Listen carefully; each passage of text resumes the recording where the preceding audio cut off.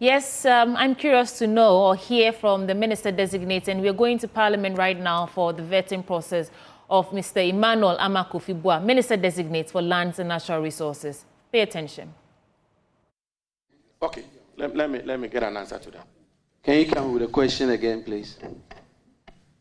The question is, at page 136 of your manifesto, your party has categorized almost all grants of public lands to individuals as, quote, looted state lands, end quote. And as I've just been enumerating, I have here in my hands clear evidence of public lands which were granted to MPs, ministers, public servants, and a whole other people under the Professor Mills and President Mahama government. Will you classify them as looted lands? Thank you, Chairman. Honorable Chairman, the importance of land has been underscored in our Constitution. So if you look at Article 268, and I quote, 1, any transaction, contract, or undertaking involving the grant of a right or concession by or on behalf of any person, including the government of Ghana, to any other person or body of persons, howsoever describes for the exploitation of minerals. Oh, sorry, I think I was talking about the exploitation of minerals, but the point I want to make, I think is 257.1, is that land that is vested in the president, public lands, are two types, state and vested lands. And this is, the president is entrusted to hold these lands in trust of the people of Ghana. As a matter of fact, that is why the people's representative at each point when it comes to issues of land will also require ratifications.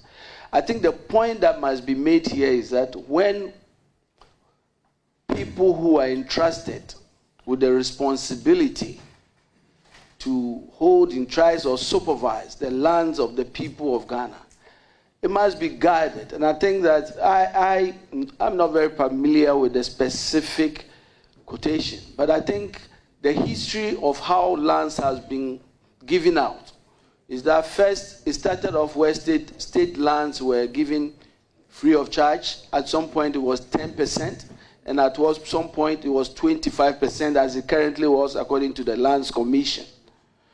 I think the NDC's commitment is that, first of all, state lands must be protected at all costs, especially for us who has the responsibility to protect it in the interest of the people.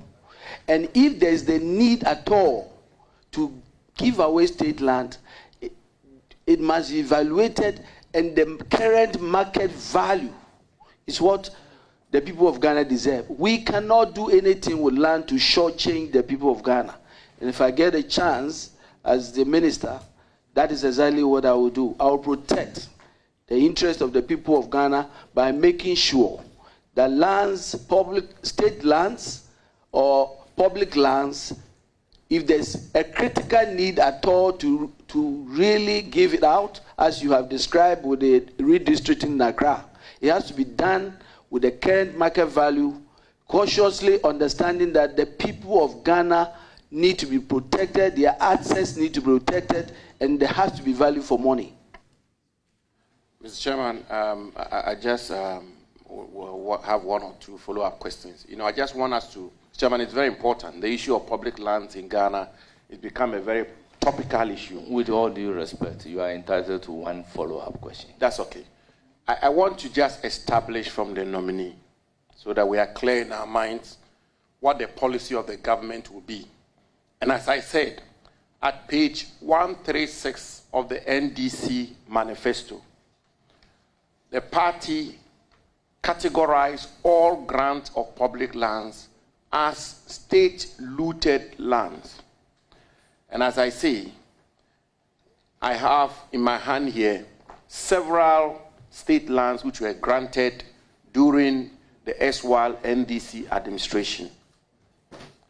Now, the question of prices of public lands was established, the formula for determining the prices was established as far back as 1995. So nothing has changed. It's been a formula that has been used since President Rawlings' time. The question is simple, and we just want the nominee to be clear on that.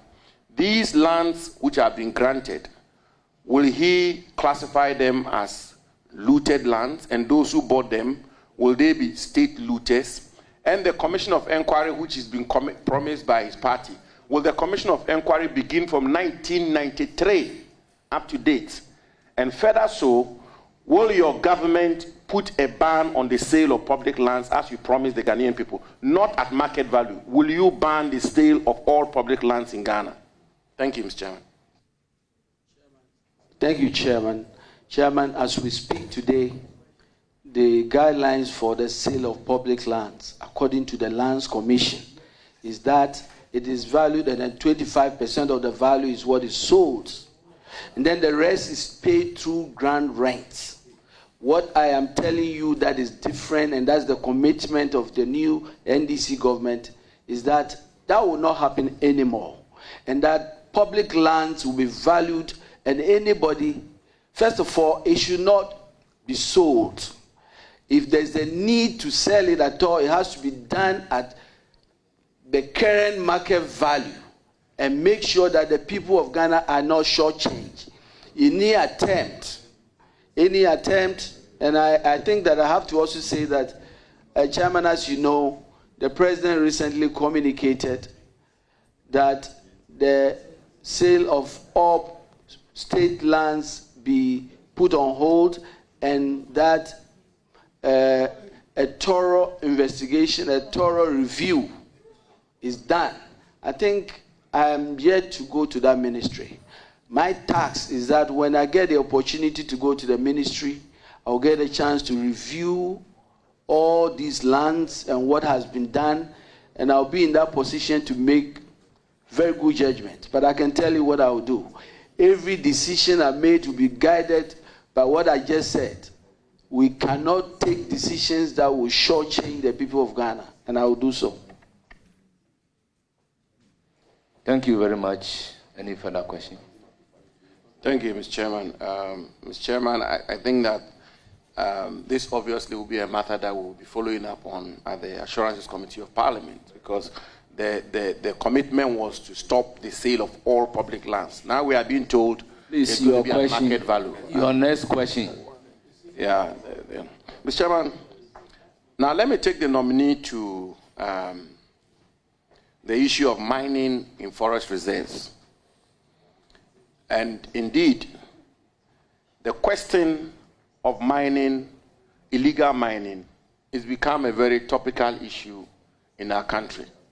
Mr. Chairman, you will recall that in a run-up to the 2024 elections, calls were made that a state of emergency be placed on illegal mining in Ghana.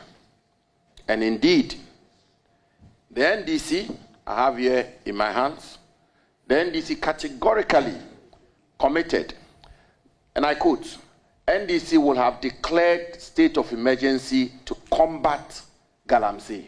There it is. This is dated 2nd October 2024. The Trades Union Congress asked for the declaration of a state of emergency to combat galamsey. The Catholic Bishops' Conference called for a state of emergency to combat galamsey. The nominee's party clearly committed to declaring a state of emergency to combat galamsey. Mr. Chairman, the question is, when will this state of emergency be declared? If he's given the nod as the minister responsible for mining, when will this state of emergency be declared to combat illegal mining in Ghana? Thank you very much, Honorable Nominee. Thank you, Chairman. Chairman, as you know, indeed it is true. The previous administration started very well. There was a ban of mining in all places for 6 months. It was extended to 9 months. But at the end of the 8 years, the outcome is what we all know. Degraded lands, polluted water bodies, and all-time turbidity levels according to the Ghana Water Company, and wanton destruction of forest reserves. These are clearly facts. That clearly indicates that indeed that fight was a failure. Chairman, I think that the question is for the nominee is asking me that a nominee who is here to go to the ministry should sit at the vetting committee to declare state of emergency. This is what I intend to do. Obviously, these are very grave issues. We are very committed to first ensuring, as you know, it is illegal for anybody to do mining on water bodies. Exactly what must be done to make sure that we stop with immediate effect mining on our water bodies. It is also very, very concerning that as we speak,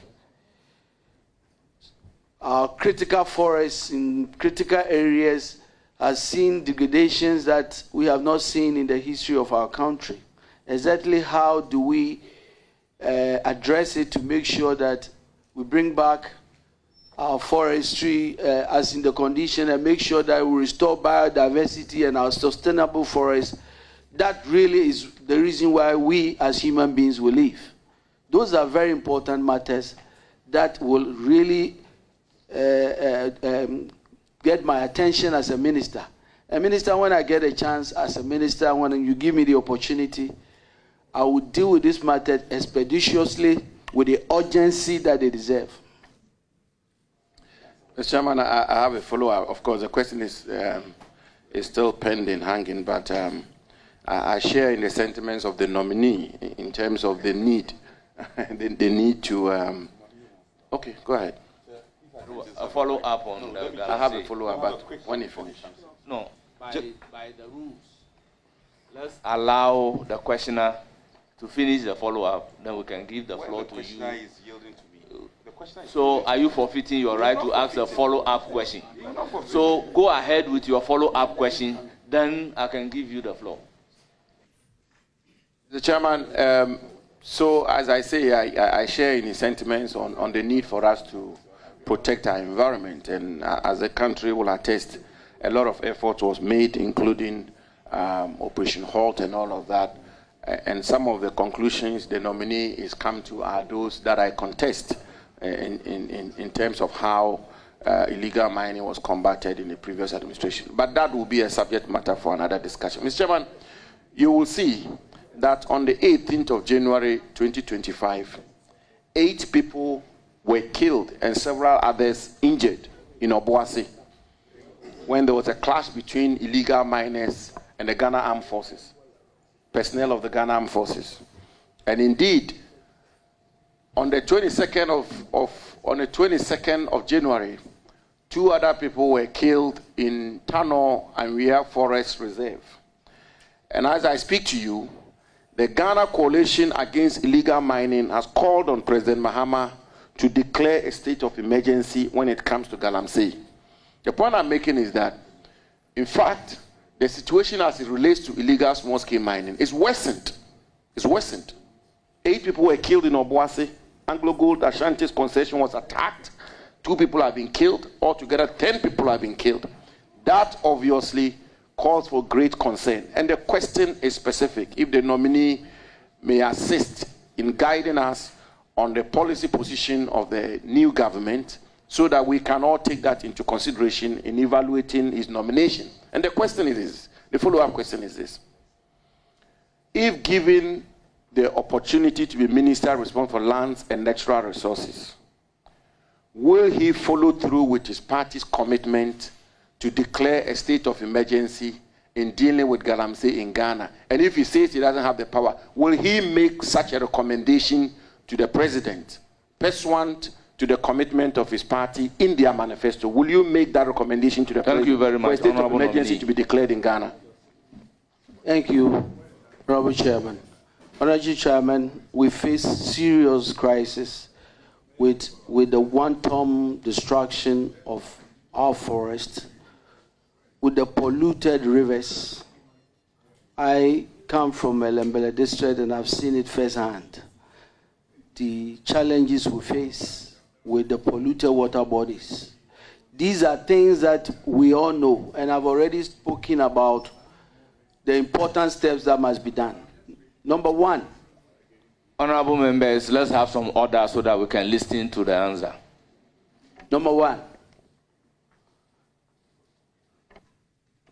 Illegal mining must be combated. And let me say it very clear here. Chairman, we in opposition were very strong on the issue of illegal mining. As minister, we are going to stand together with the people of Ghana to fight illegal mining. It doesn't matter your status, it doesn't matter your political correlation. If you want to do mining, we have legal processes for getting licenses and doing mining. And this is the good news, Chairman. We have seen why we are where we are. We are where we are because, in my view, a lot of the attempts at addressing some of the issues failed because of some of the points I'm bringing. I come from a mining district. And so I can tell you that number one of the interventions we are going to do is to change the approach. One will be community engagement in a different way. How do we get the community to really be part of this fight? For example, I talk about community engagement and describe the community mining scheme. The community mining scheme has a good name, community mining. But let me tell you how it was done in my area. It was done by government officials at the local level engaging the work of a contractor who would then go to the community and meet the community and be introduced that this contractor is coming to do community mining. And then the community, young people will be hired as day laborers. Mr. Chairman, that is not the type of community mining, community engagement we are bringing. Number one, we are going to start a very genuine and transparent approach by first making sure that the people in the areas where mining occurs understand that the destiny of their area is in their hands. The river bodies, the forests, they are the leaders of these areas, and we are going to give them that respect and empower them, working with them to give them the support. If we are going to sell community mining, we are going to put it together in cooperatives and make sure we create enclaves, proper enclaves. And this is one of the problems, Mr. Chairman, and I think the former minister knows. Why is it that everybody is going crazy, digging everywhere? Because they are all looking for where the gold is. We are going to work with the Mineral Commission to make sure, working with the Geological Survey, to have geological investigation to identify mineralized areas where we can now focus attention in groups. When we talked about licensing and decentralizing, that's my second point, decentralizing the licensing regime, because we want the communities to be empowered. Nobody is going to wait for 4 years to get a mining license. They will do illegal mining. But guess what?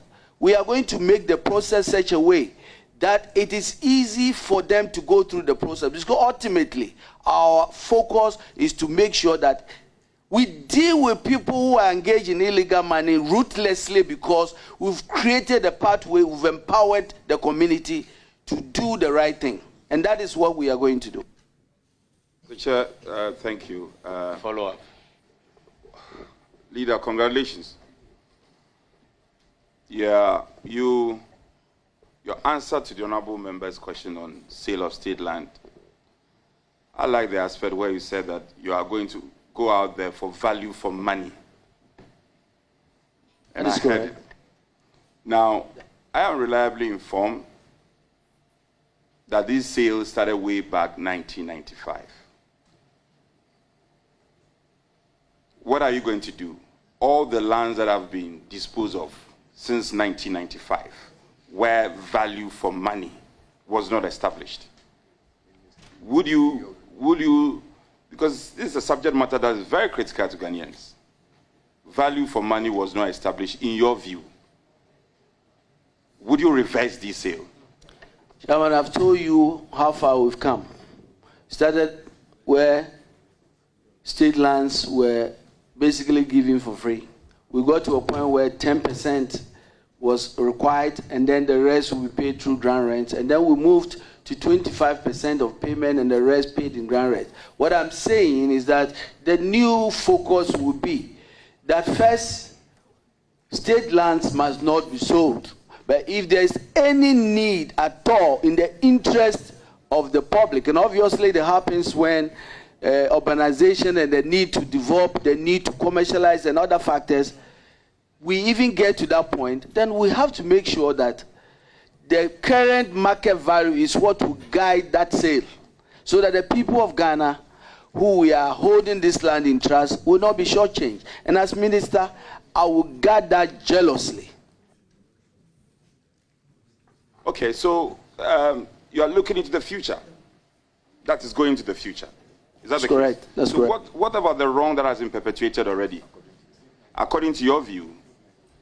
Chairman, I already said, His Excellency the President has already directed a complete review for us to have a long list of all sales of land. When you give me the opportunity as minister and I go to the Ministry of Lands and Natural Resources, the good news is I'm here in Parliament. I'll be happy to come back to this house to discuss with you the way forward. But this is what I know. We will not allow anybody to shortchange the people of Ghana. Thank you, Mr. Chairman. Mr. Chairman, it's all well and good, but the commitment was to ban... Your last question, please. The commitment was to ban the sale of all state lands. No, I'm taking the place of the Chief Whip, so I'm entitled to say I'm told. So I have 4 more questions. Yes. He's the minority. He's taking... Yeah. Please, your last question.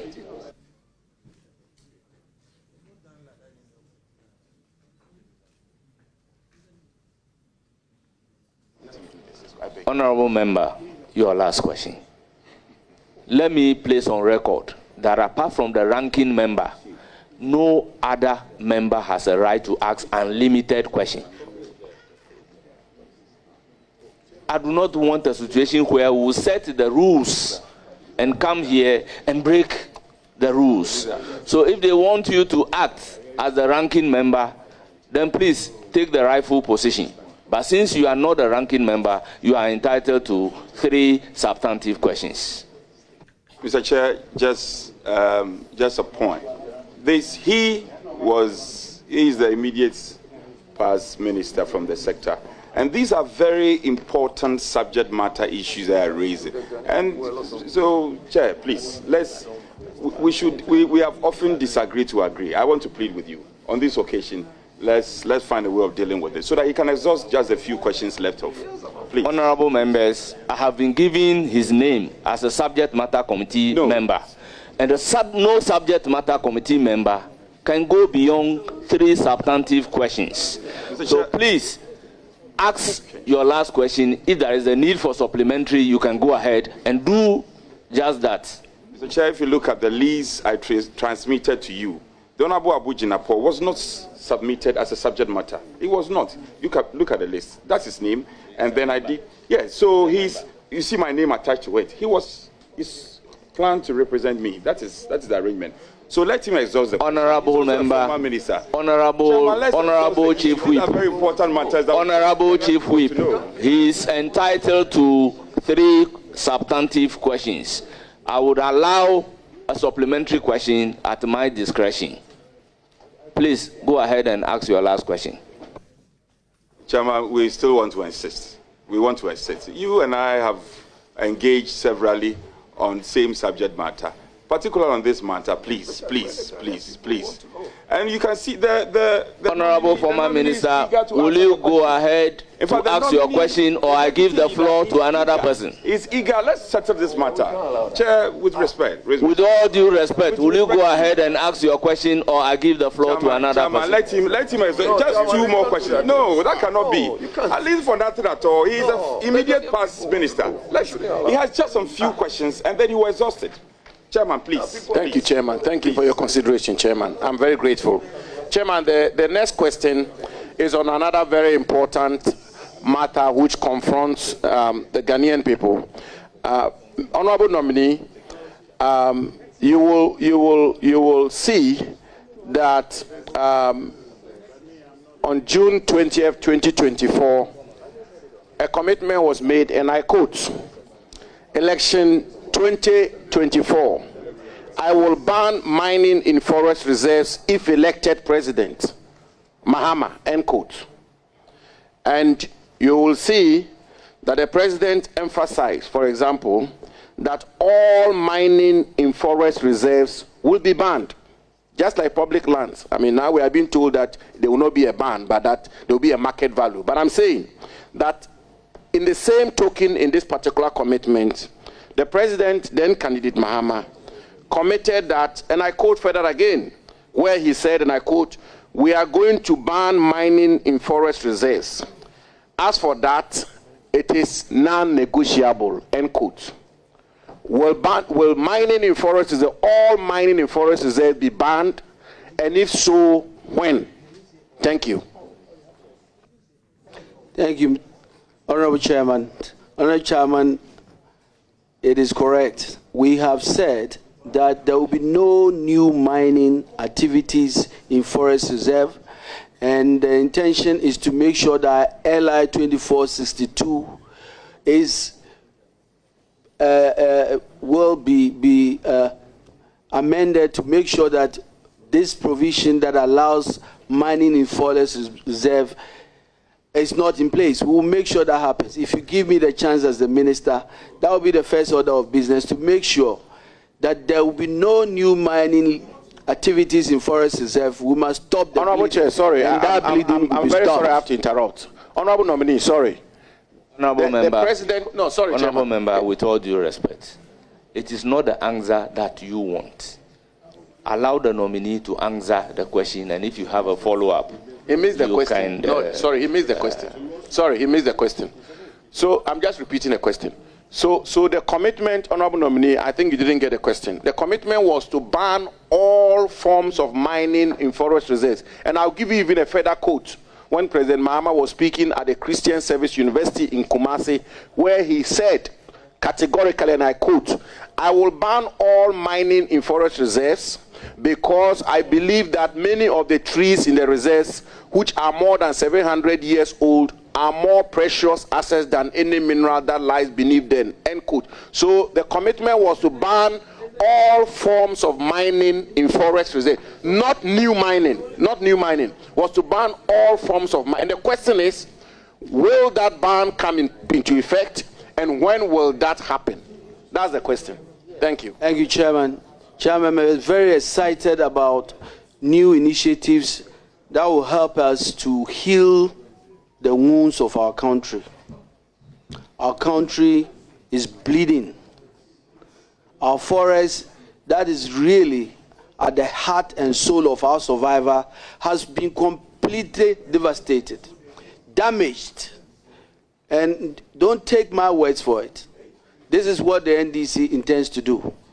We are bringing 3 great initiatives: the Blue Water Initiative, which seeks to heal and harness the environment by turning areas degraded by illegal mining into hubs of economic and ecological recovery. That's what we are going to do. We are also going to do Tree for Life initiative.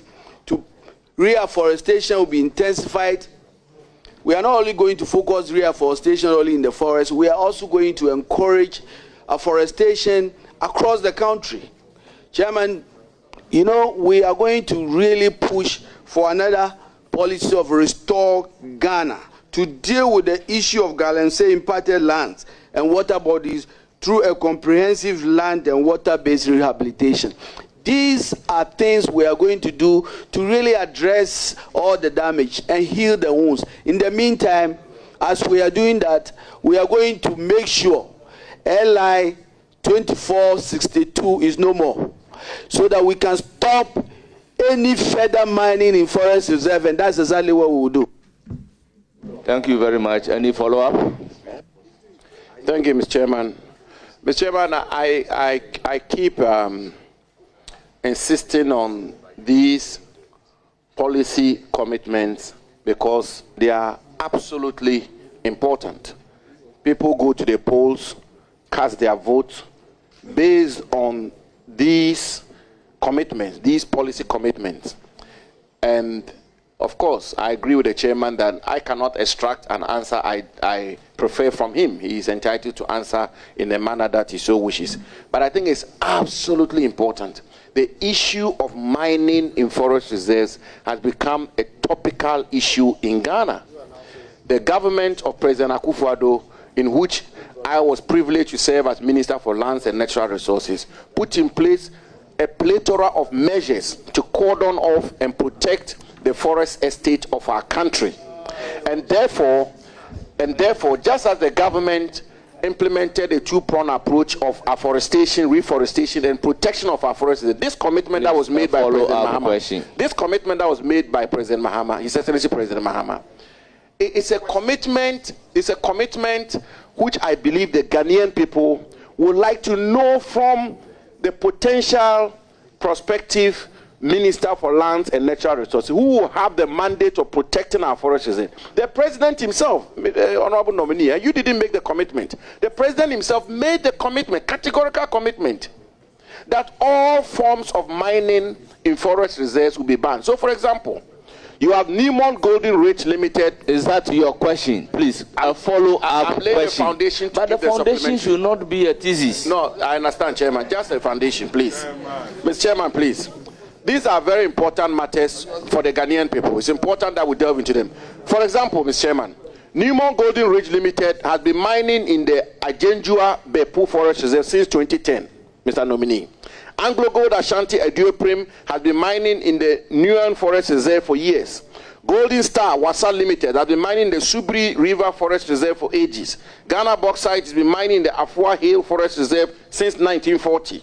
Ghana Manganese has been mining in the Bonza River and Nguyen Forest Reserve since 1916.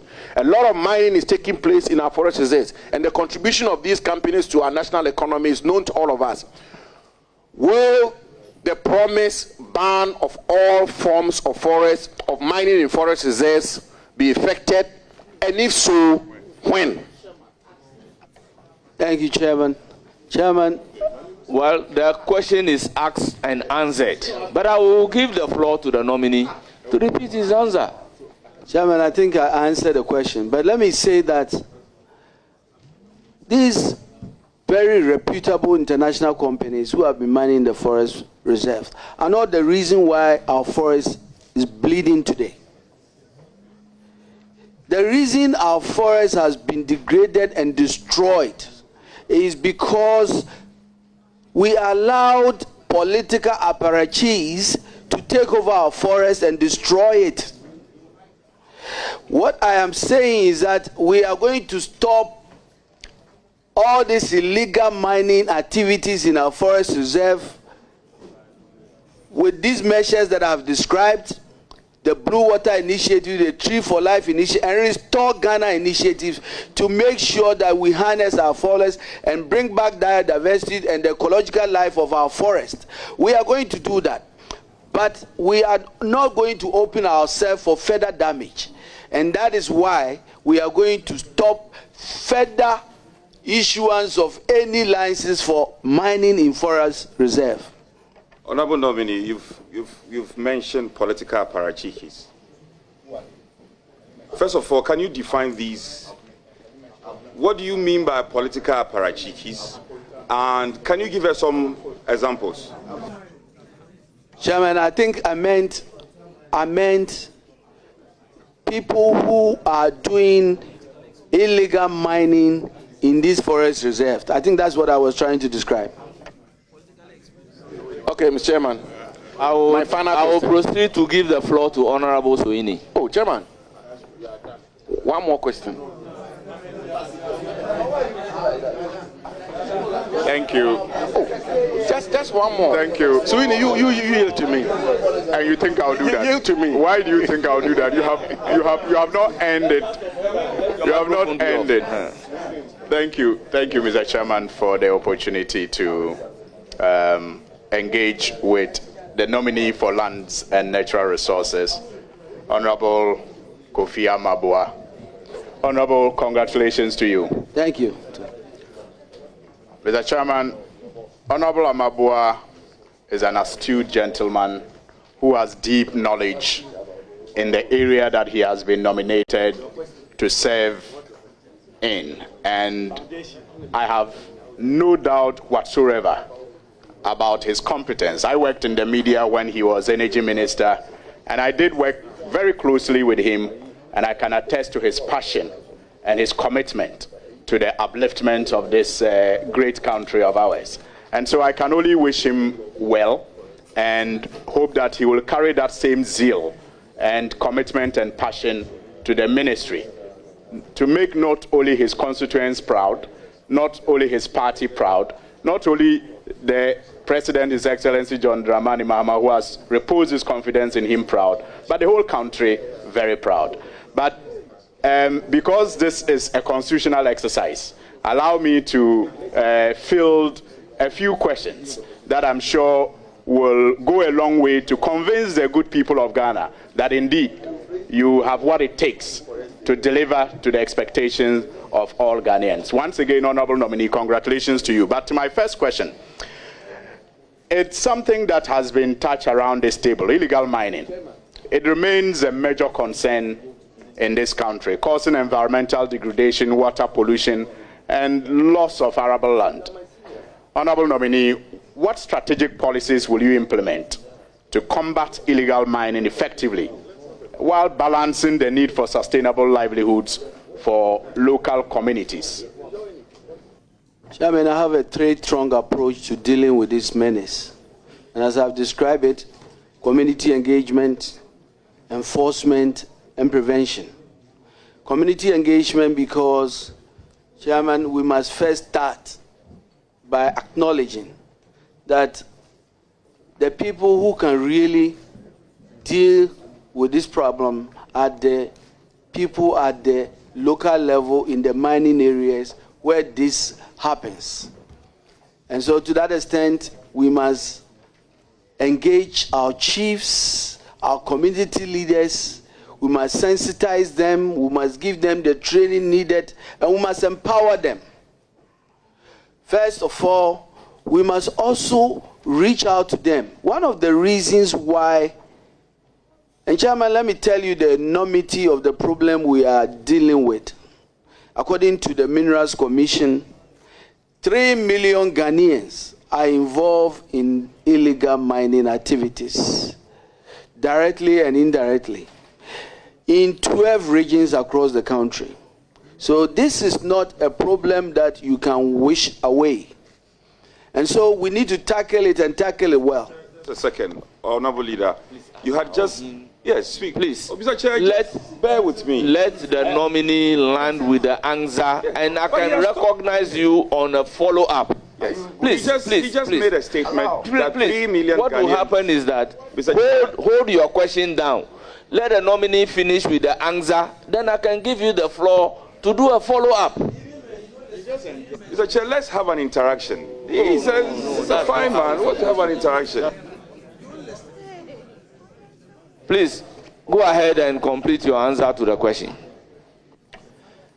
And so once that happens, the focus is to make sure that mining activities are going to be done legally in all approved areas. How do we allow that to happen? We have talked about decentralizing operations of the regulatory institutions. Because one of the reasons why so many people are engaged in illegal mining is that the processes for getting a license sometimes is so cumbersome and so long. Of course, unless you have political connection, as you could see. But to decentralize these services, to allow these communities who now know that if you want to do legal mining, this is the channel.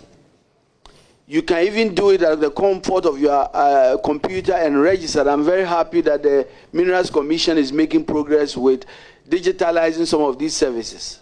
Now, having done that, we also need to go further.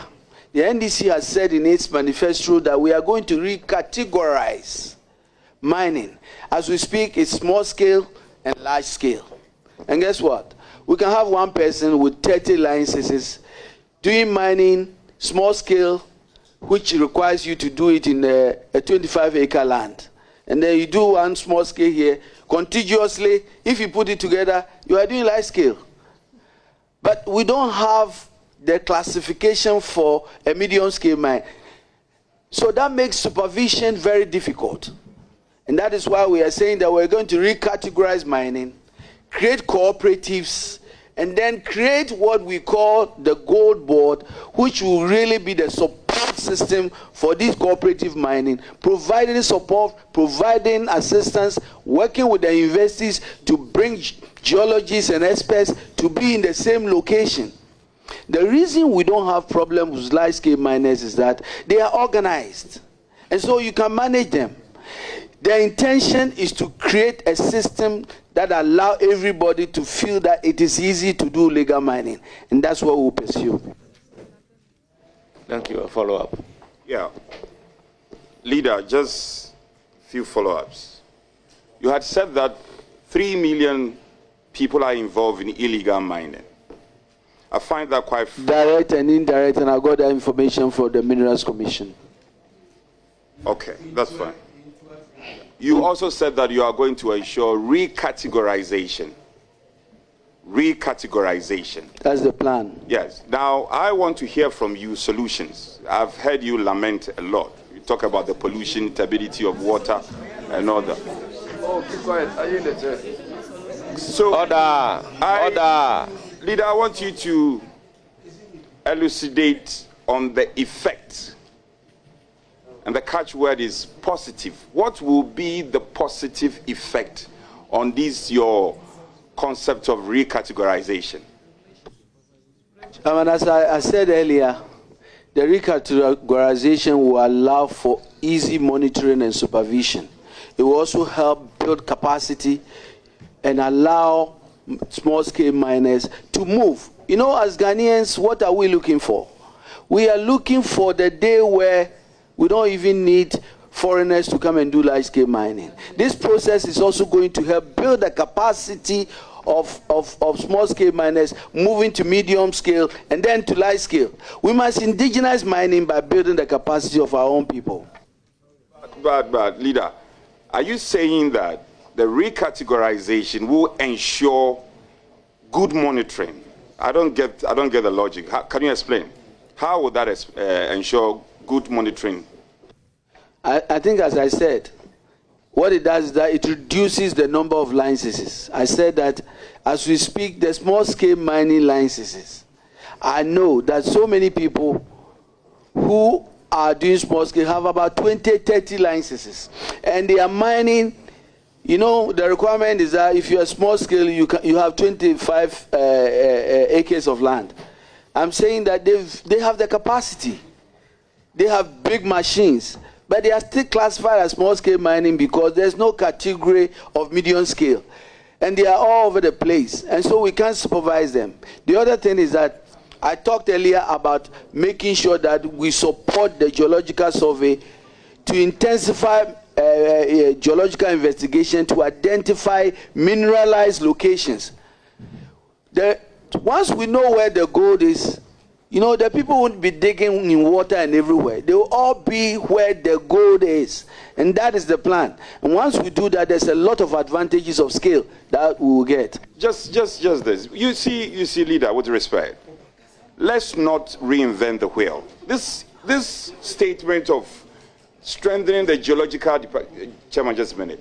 Strengthening the geological department for you to give a confirmation of where the gold is. That has been done already, with respect to you. That has been done by our country.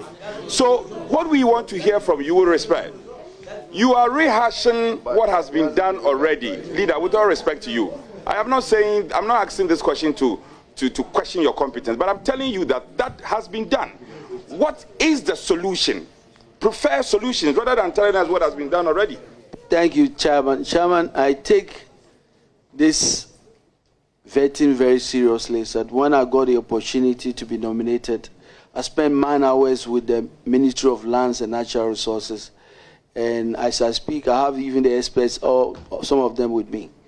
I have been told, for example, by the Geological Survey that if he talks about some of the projects, right, as you speak, Minerals Commission has given them one project, which costs about 10 million, and another one, they are doing 2. They are saying that if they can finish 12, then we can make a lot of, so there's a lot of work to be done. And so I'm not speaking out of just the blue. I'm speaking because I had this fast from the experts. Thank you very much. Any further question? Yes, Mr. Chairman, I'll just do a follow-up on the question regarding the recategorization. Honorable nominee, is it the case that the idea of the recategorization is to make room for how our small-scale miners, quote and unquote, have now gotten increased capacity? Because the understanding of small-scale mining, as it was then termed galamsey, was head pan and shovels. Now you have people with excavators, big earth-moving machinery, supposedly engaged in small-scale mining. Is it the case that this recategorization will capture such miners appropriately and regulate them just as the big mining firms are regulated, and even create space for those who want to engage in what is real small-scale mining, for more community mining to get involved? Is that the idea? Chairman, I couldn't have said it better. Thank you, Chairman. So is... Any further question? I don't have a second follow-up. No, you don't have right for a second follow-up. Okay. Substantive question. All right, so I'll move on to my substantive question then. The lease of state lands, it's a big issue in this country, and it was discussed earlier around this table. And especially when they are leased to political allies. In the not too distant past, we saw how the Akufo-Addo administration did this rampantly, indiscriminately. This question is allowed? Yes. There are many examples that have been discussed, and Mr. Chairman, when the former minister was here, he was flashing a document that he said came from his ministry with about 100 and something people who had lands. Nobody. Please, candidate, proceed to ask your question. Yes, that's all. But address the chair and proceed to ask your question. Mr. Nominee, we do know that some high-profile officials of the regime have been accused of acquiring these state lands. Now, what is your position on this, and what action do you plan to implement to protect these and many other state lands that are yet to be encumbered? Thank you, Chairman. Chairman, as I stated, His Excellency the President is very passionate about this issue. He has already directed the sale, lease, and processing of all transactions involving state and public lands. Pursuant to this directive, the Lands Commission has been directed to compile a comprehensive report. Chairman, if I get the opportunity, with your help, to become the minister, I intend to study that report and advise the President appropriately for the right actions to be taken. Mr. Chairman, a follow-up on this one. Honorable nominee, things may appear similar, but not the same. when we talk of land acquisitions by state officials, you often hear conversations suggesting that it started in 1995, 1993. But we know that government had a rezoning policy, which rezoning allowed 4 parcels of land to be allocated through proper regulations and appropriate compensations paid by officers who acquired these lands. Can you tell us the difference that you notice in the implementation of this rezoning, where in the past, say under President Mills, under President Rawlings, some state officials may have led in allocating state lands, and what we witness in the just past administration? Things may appear similar but not the same, being the guiding principle as you answer. Thank you, Chairman. Chairman, indeed, there are all sorts of, I think about 5 categories, different categories. I think the main one that always becomes an issue for discussion has always been lands that are acquired by the state, compulsory acquired by the state, paid for a particular purpose. But over the years, the particular purpose for which that land was acquired has changed. So the land is not used for that particular purpose. And then the circumstances change that there has to be a new use of that land. Now, it has been done under the Mills, and a lot of transparent processes were done. I think that is really what we are talking about.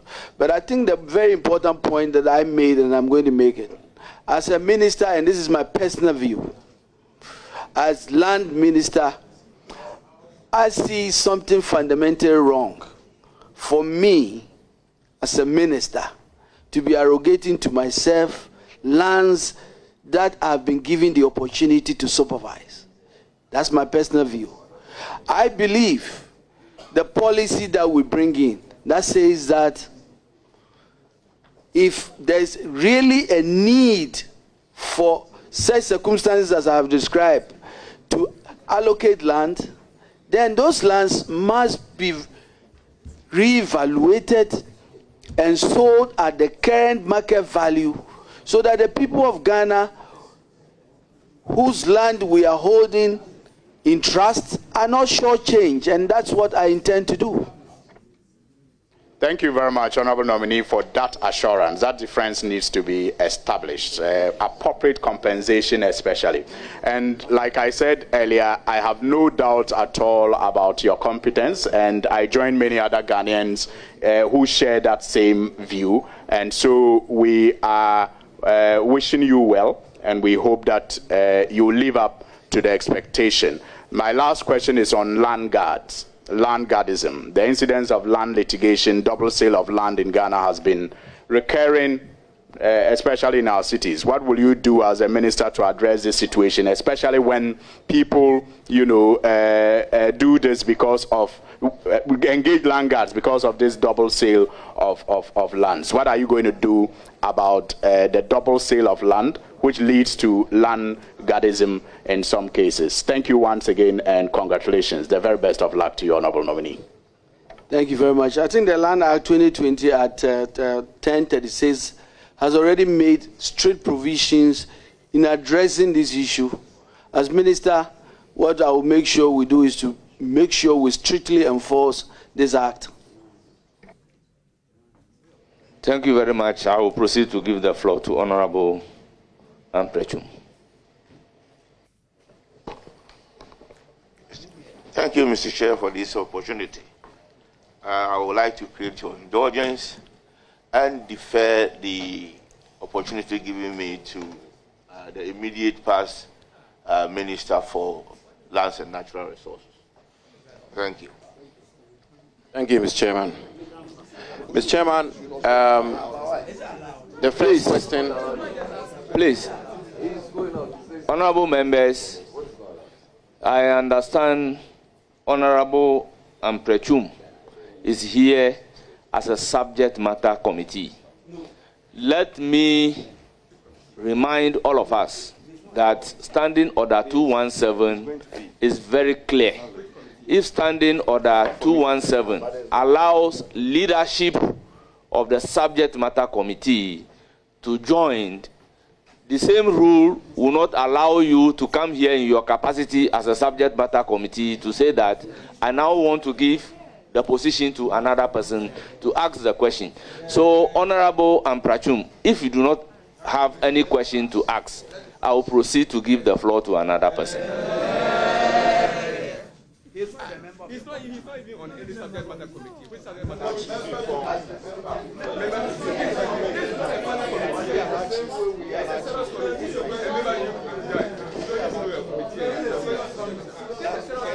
Honorable members, order. Honorable Amprechum, the floor is yours. You have the floor. You have the floor. Thank you, thank you. Oh, there is no need for any noise, please. Why should there be? Yes. Please. The honorable member who introduced himself. Yes, sir. Out of order. Please. Please. Please. Please. Amprechum, you have the floor, Honorable. Thank you, Chairman. He has misled you. I submitted his name. Not yet. Mr. Chairman, thank you for giving me this opportunity to ask my question to my good friend, Honorable Kofi Buah. In all honesty, I see in him somebody who will do a good job if he's given the nod. Thank you, Chairman. But I hope that he will do justice to the questions that will be posed to him today. You can't direct me. Okay? Honorable Amprechum, address the chair. Chair, advise the members. Honorable Amprechum, address me. Yes. Address me. With true fire, I will throw fire. Yes. Senior member talking. Senior member. Withdraw. Police have got to behave. You don't come and heckle me, right? Yes. I've got chairman to defend. Don't. Just do note. Mr. Chair, Honorable, I want to find out from you, first and foremost, if you are going to allow chiefs to be part of the issuing authority of licenses, mining licenses.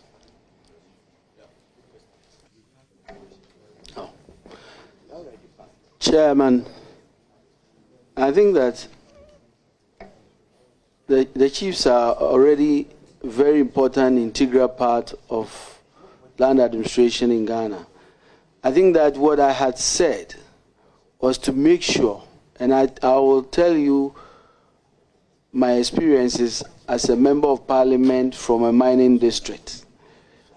The reason why I kept talking about this decentralization, I kept talking about making sure that the regulatory authorities are at the fingertips of people at the local communities, that the chiefs have access to them, is that we are trying to avoid what has happened in the past. When you are in your village one morning, a guy comes to you and waves his document that I'm here to do prospecting. I've been given a prospecting license by Minerals Commission. He meets this guy, they say this is the Abusu opinion.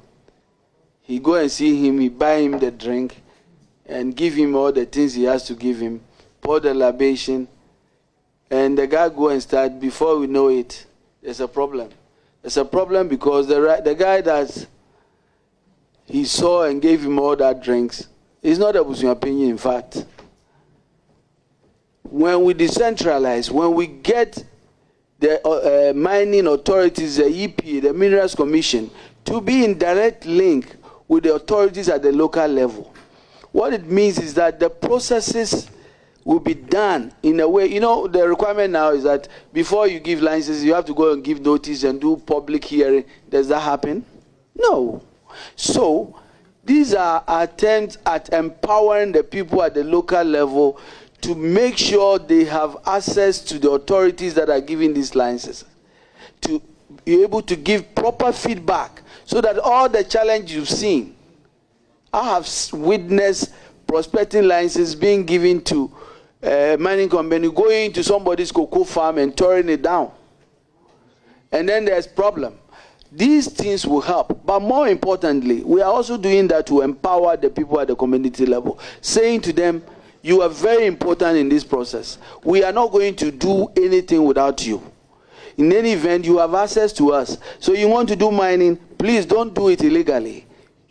You have access to us. We'll give you the right channel and train you and give you the capacity to do it. And that's why we are doing that. Thank you very much. Are you done? Are you done? Any further question? Yes. Honorable nominee, my question was very specific. And it looks like you have just been dancing around it without actually hitting the nail on the head. I was specific. Honorable Amprachum, you may not like the answer, but apparently that's the answer. I want a specific answer, and it's regarding the role of the chiefs. Simple as that. You can give me all the answers, but I will go back that I will want specifics. Would you permit chiefs to be part of the issuing of mining licenses? Chairman, you know, when you are drafting a policy, you envision it and you think about the problems that has happened in the past. I've just described why we are moving in that direction. I believe that it is obvious to me that if we are setting up a local board or authority at the district level, key stakeholders will be part, and obviously chiefs are key stakeholders, so that the thing will be done. But we've not gotten to that point yet. I believe that, Honorable Member Chairman, if you give me the chance to go to the ministry, we will fine-tune those policies, and I'm sure that I'll come here and I'll be able to give you concise answers. Any further questions? Thank you. I know we will be around to give you all the help you need. Good friend, thank you. Mr. Chairman, Mr. Nominee, my question has something to do with the involvement of the military in the fighting of Galamsey. On page 78, which one? This one.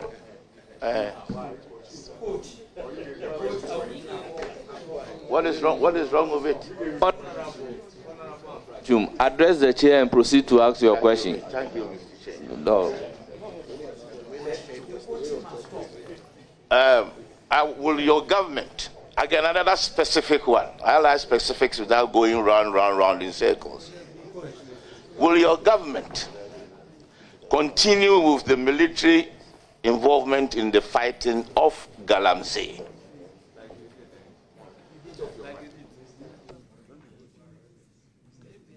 Thank you, Chairman. I've already described the enormity of the challenges we face. We are already aware of what has been happening with the effort by the security service, especially when it comes to our polluted waters. Today, as we speak, the state of our rivers is nothing to write home about, and the police and the military has played a very critical role.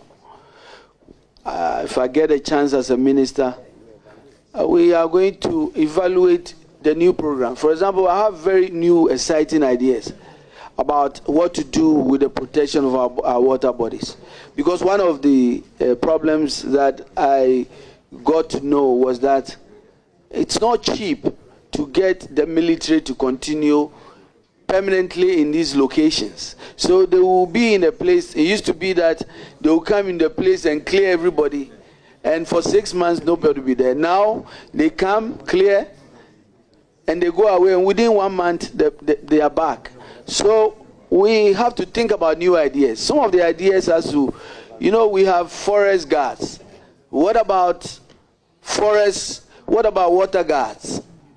So these ideas are going to be thought through, and we are going to come out with creative ideas to make sure that these matters, that goes to the survivor. And these are very important. For example, I was thinking about the creation of water guards who are going to be trained to understand that this is not some security job they are going to do, that they are going to fight for the soul of our country. That's our water bodies. So these are very important, but we are going to do that and really make sure that we address these comprehensively. Thank you very much. Is there a follow-up question? Do you have a follow-up? Yes, Mr. Chairman. On the last question regarding the use of the military to fight galamsey? Very well. Mr. Chairman, Honorable Nominee, it seems I'm getting a bit impressed with your mention of the water guards. Water guards, yeah. So the issue of galamsey, the issue of environmental deprivation, the issue of the water problems, that is something that is very dear to my heart. And you mentioning the probable introduction of water gas is something that warms me. I hope you will be able to develop the concept and be able to implement it. With your support, I'm sure we can. Yes. Thank you very much. I will then proceed to give the floor to Honorable Toffee.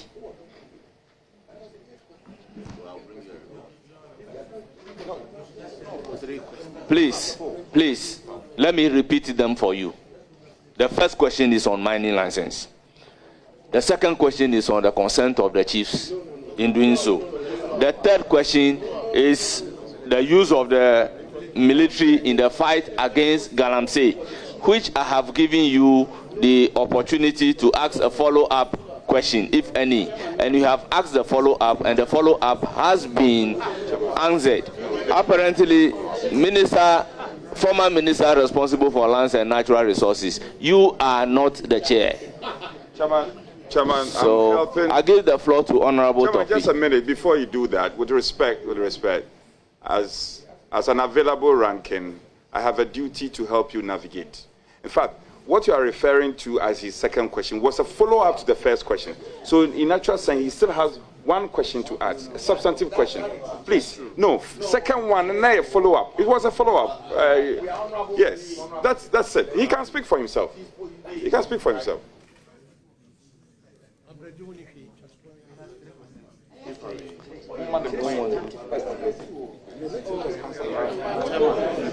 Chairman, let me ask the last one, and then that's it. He hasn't ruled. Not dragged. I have given the floor to Honorable Toffee. You have the floor. Chairman, with respect, we will not challenge your authority here. We will accept that with the understanding that Honorable Amprichum has one substantive question to exhaust, because his follow-up, the second question was actually a follow-up to the first question. So he still has one substantive question to ask, and we want to respect your directive.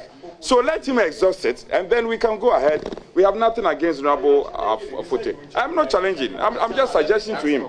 He has the definite ruling. Honorable Dorcas Toffee, you have the floor. So we'll come back and you do your last. Thank you, Honorable Chair. I want to congratulate Honorable Nominee. To me, I know he would deliver to make our country proud, and some of us also proud. So I want to congratulate him in advance. Thank you, Chair.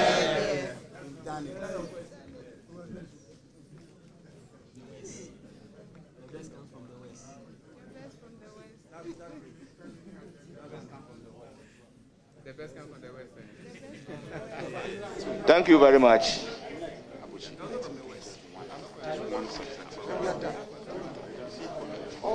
Oftentimes gives you access to understand. We always understand you. Let him do just one thing. I will give the floor to Honorable Kwesi Konedu.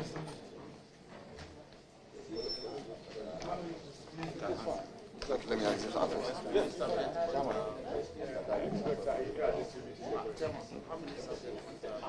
Chairman, thank you very much, Chairman. Chairman, I'm starting. This will be my first question, so I would want you to take notice of it. Honorable Leader, congrats. Honorable, just a minute. Chairman, let me make a suggestion to you. In order for us to get clarity on the type of question, it's important we allow our colleagues to indicate. This is my first question, substantive.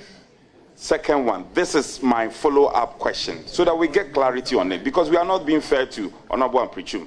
So proceeding forward and taking lessons from that, Honorable Kwesi Konedu, indicate to the chair and the committee questions that are substantive and those that are follow-ups. Chairman, thank you very much. Chairman, I think I have made an observation, and that is that, for instance, today, we don't have the Honorable Member Appiah here. We don't have the Honorable Ranking Member, the Honorable Apenyomakin here. Now, I see that the minority would come and say that they want somebody to replace. They will come before the committee. Please, we were in a meeting this morning. I didn't see you. Chairman, I think that practice must be stopped.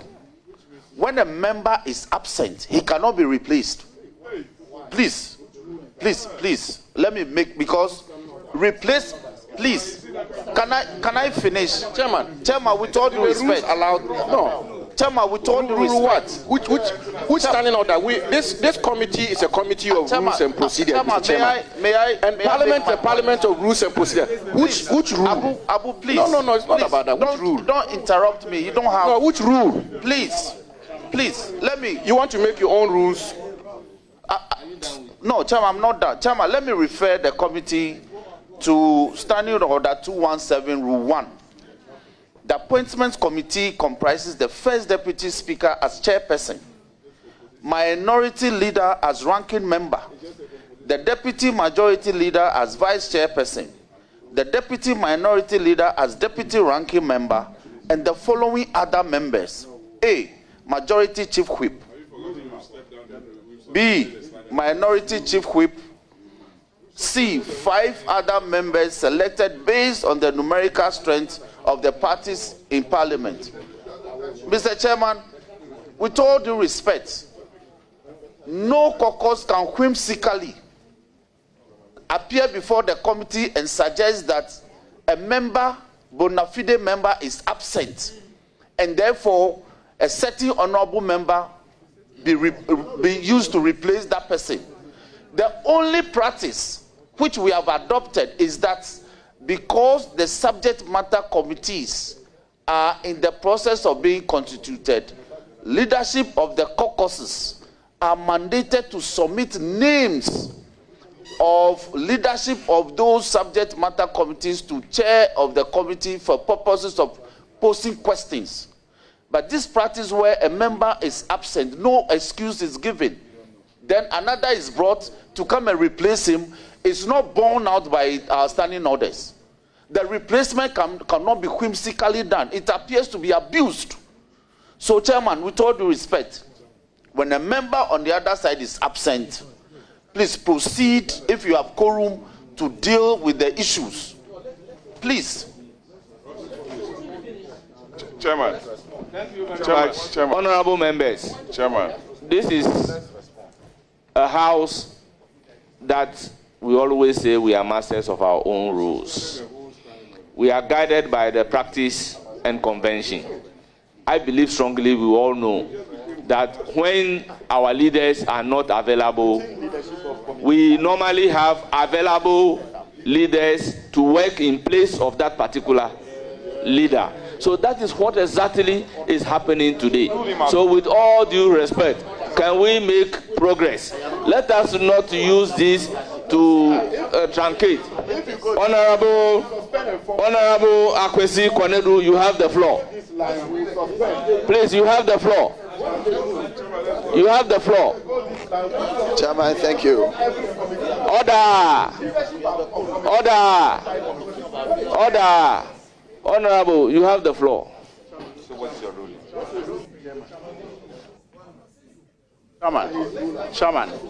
Chairman, respectfully. Honorable former minister, you cannot be asking the honorable member having the floor to hold on. Please, Honorable Kwanedu. Chairman, respectfully. Chairman. Proceed with your question. Chairman, respectfully. Can I make the appeal? The mic was not working, so I was not asked to hold on. That is what I want to make the appeal? Chairman, thank you very much. Chairman, this is my first question. And I would like to lay the basis for the question so that my honorable former leader would appreciate the question. Mr. Chairman, on page 78.9 of the NDC manifesto, you say that you provide a predictable regulatory regime and build confidence for local and foreign investors. Our Minerals and Mining Act of 2006, Act 703, has been hailed as one of the best laws globally in terms of certainty and predictability for investors. And one of those certainties is that when you conduct exploration and you abide by all the mining laws, you are entitled to the grant of a mining license. That is section 39(2) of Act 703.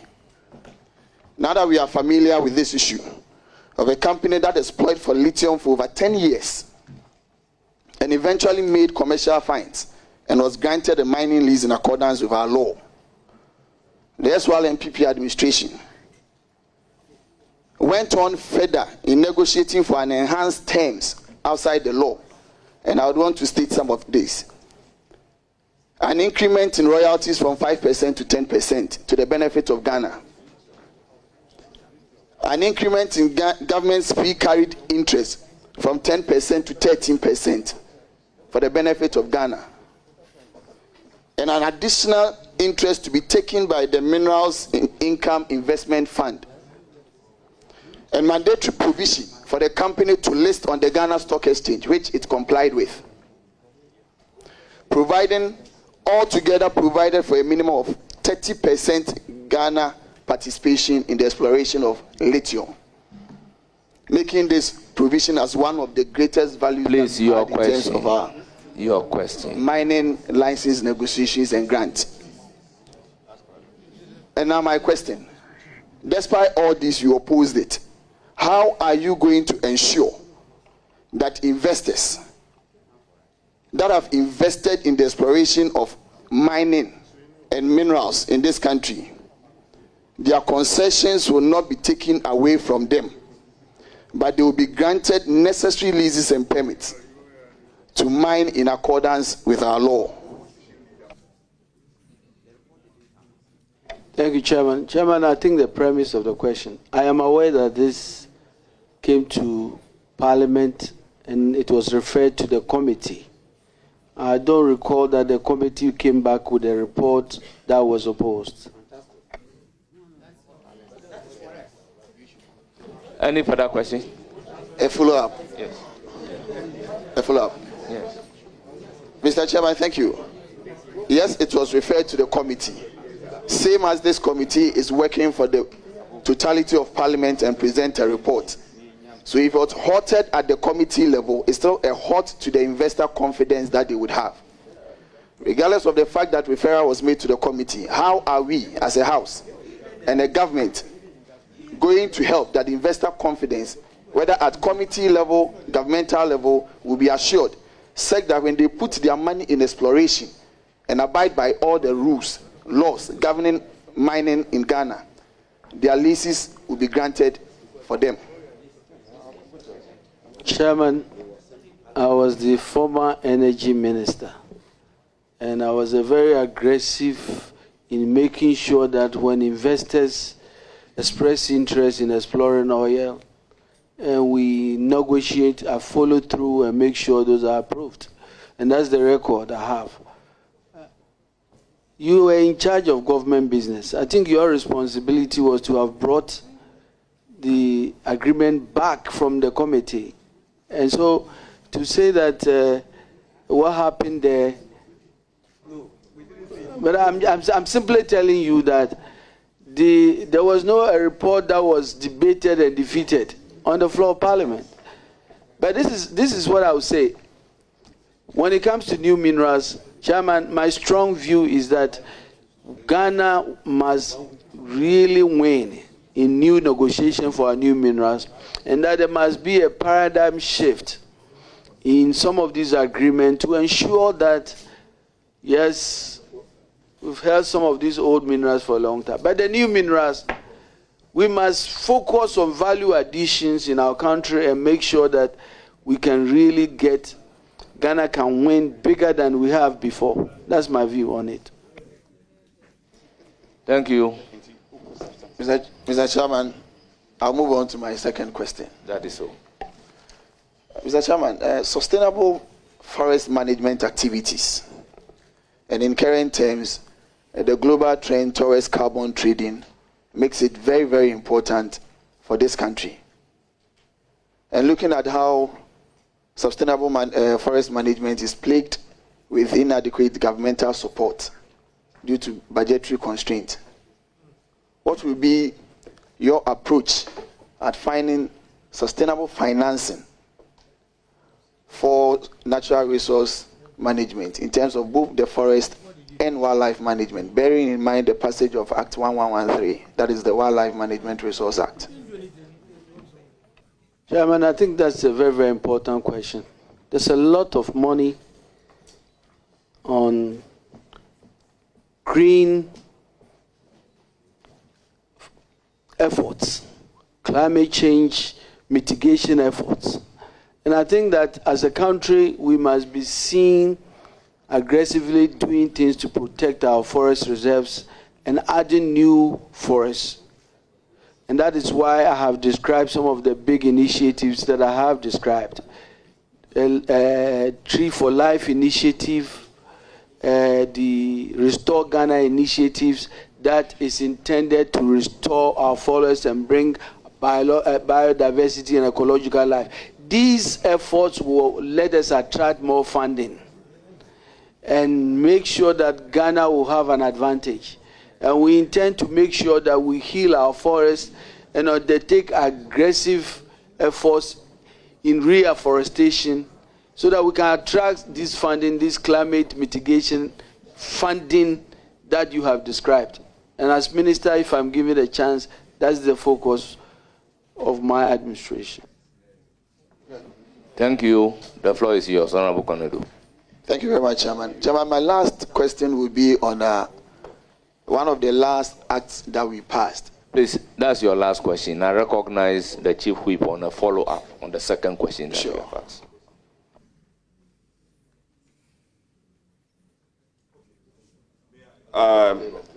Leader, just a quick one.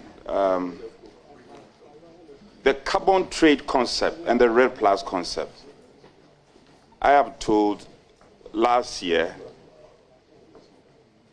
it enabled the raking in of a lot of dollars into our country because of our ability to position ourselves as a country to buy into that concept. And you rightly spoke to deforestation and its attendant effect.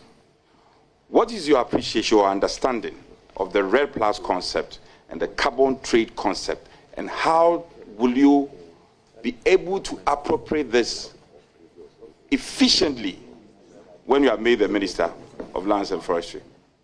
Thank you, Chairman. I think these climate mitigating measures has a lot of advantages. I've already described it, and you have described one.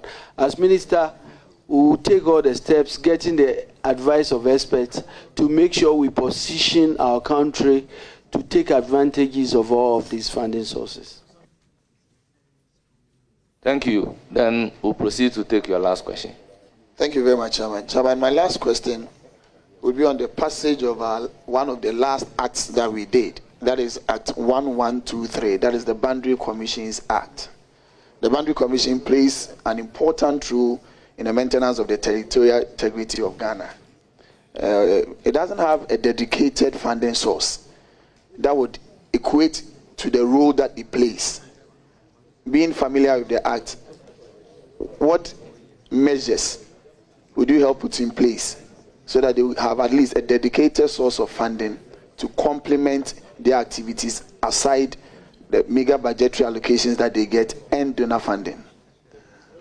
Thank you, Chairman. Chairman, the importance of the Boundary Commission cannot be overemphasized. As former energy minister, I witnessed firsthand how critical it is for us to protect the territorial integrity of our country, our three borders, with Togo, with Cote d'Ivoire, with Burkina Faso, and Nigeria.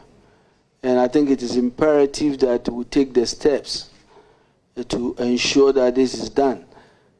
If I get a chance to be nominated, I'll work very, very hard with the Ministry of Finance conferring to make sure that we fully fund the Boundary Commission. I thank you.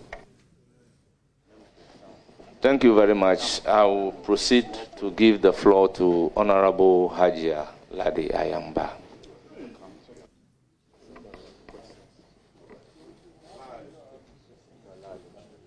Thank you very much, Mr. Chairman. Let me first of all congratulate my able, hard-working, and don't listen to my language. I'm going to say my beautiful leader. Congratulations. May Allah guide and protect you. Thank you.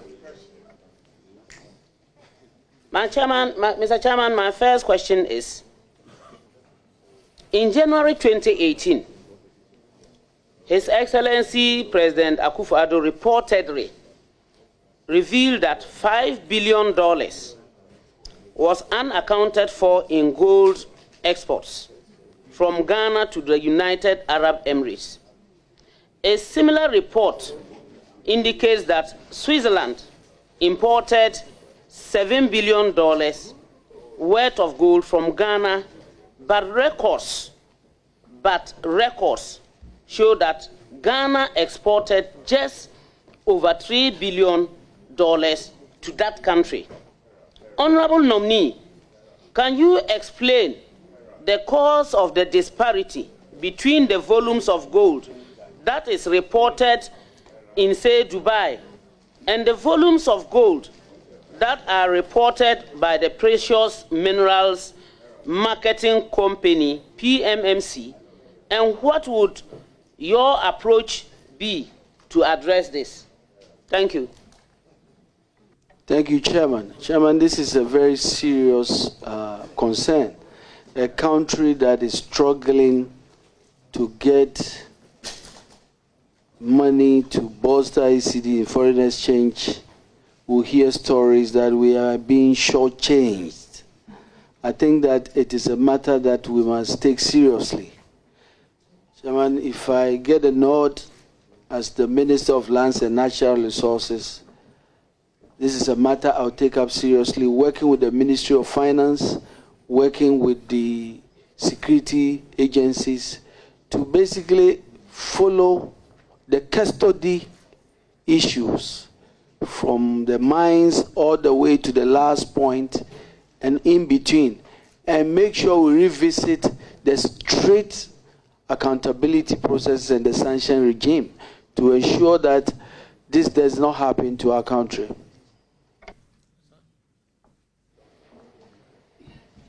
Any further question? Yes, please, Mr. Chairman. Thank you, Mr. Nominee, for the precise answer. Mr. Chairman, my second question is, how do you intend to address the recurring clashes between indigenous communities and large-scale mining companies, as was recently witnessed in Obuasi, and where the victims mining when they were killed?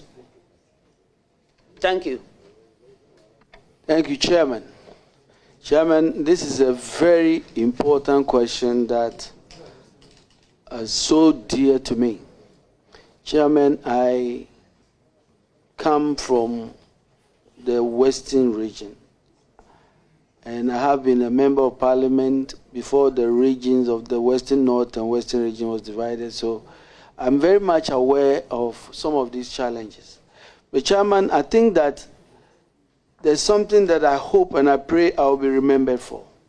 I want to be remembered for as the minister that finally got large-scale mining companies to finally bridge the gap between these companies and the communities in which they operate.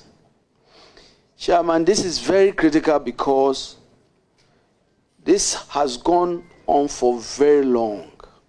What are the root causes of this problem? And I'm going to be very brief.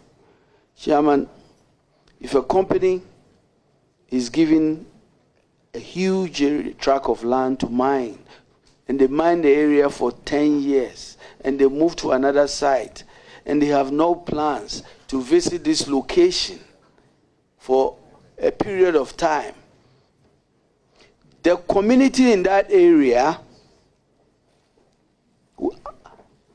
their lands, 50% of their lands is what has been taken. It used to be before that mining, that's where the farming, that's where food crops were produced. And then they get to a point where they say, we can't, we have to survive. Give us an area for us to also engage in mining activities. And then that's where the problem starts. Chairman, I think that it calls for an engagement and an understanding. It all starts with how this whole mining process starts. The belief that somehow when you get your licenses in Accra and you go to the communities, that is it, and all the powerhouses in Accra must change. Mining companies must work with communities for them to believe that they have the social licenses at those grassroots level, and they give them the respect and they will engage them. That way, you will see that there will be a win-win. For example, how beautiful will it be for a mining company to allow this cooperative mining that I'm talking about, to allow a community that we ourselves are going to take the lead in building your capacity, because we live here with you. We're going to help you build your capacity, and in the process, Chairman, you know, the community will start believing that there's real benefit for this mining community being here. Oftentimes, it is not the case. And I give you the example of a 2-kilometer road where a mining company, yes, they pay taxes, so that responsibility is with the central government. But guess what? This is not about the central government. It's about you and that community and how you can build trust and relationship. I think all of the things you've described comes out of that. I believe if we can reset this fundamental relationship and build trust between mining communities and companies, all of these challenges will not happen. And as minister, I intend to drive this new paradigm shift. Thank you very much. Very well. You have the floor for your last question. Thank you, Chairman. The recent discovery of green minerals such as lithium in commercial quantities in Ghana has raised questions about what Ghana stands to benefit from this resource, given our experience from several years of mining gold and other minerals.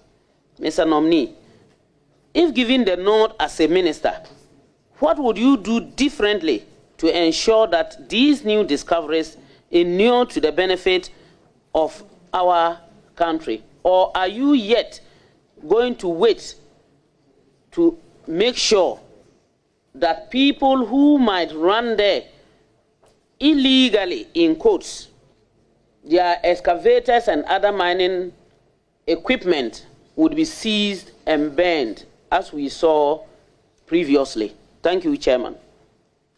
Thank you, Chairman. I think it's a very, very important question. Chairman, we must focus on these new minerals. But we must have a new mindset when it comes to new minerals. When our great hero, Osajifo, Dr. Kwame Nkrumah, said long time ago that as a country we must ensure that we start building the commanding heights and make sure Ghanaians are the ones holding the commanding heights of our economy. He meant that in critical sectors of our economy, we must build Ghanaian capacity to make sure that we can get Ghanaians to lead in our industrial capacity.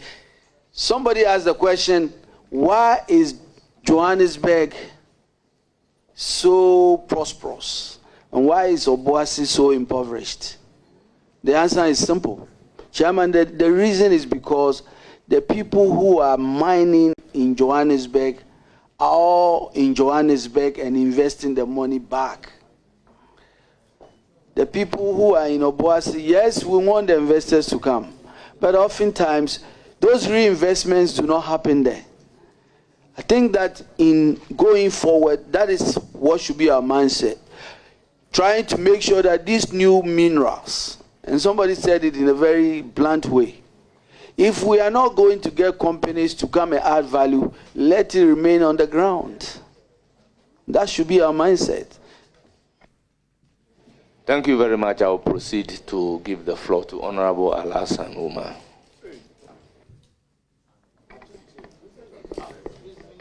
Thank you, Chairman. Thank you, Chairman. Mr. Nominee, congratulations. Thank you. From the responses, eloquent, and the precision of answers that you provide, I'm confident and believe that there is a certain agenda of President Mahama will really come to pass. And my question is a follow-up on the licensing regime. And Chairman, if I may take your leave to cite or... Yes, Chairman, I have a news item from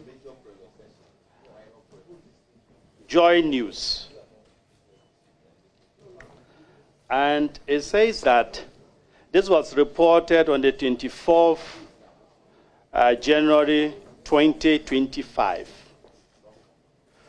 More than 100 mining-related licenses issued in the final week of Akufo-Addo's government.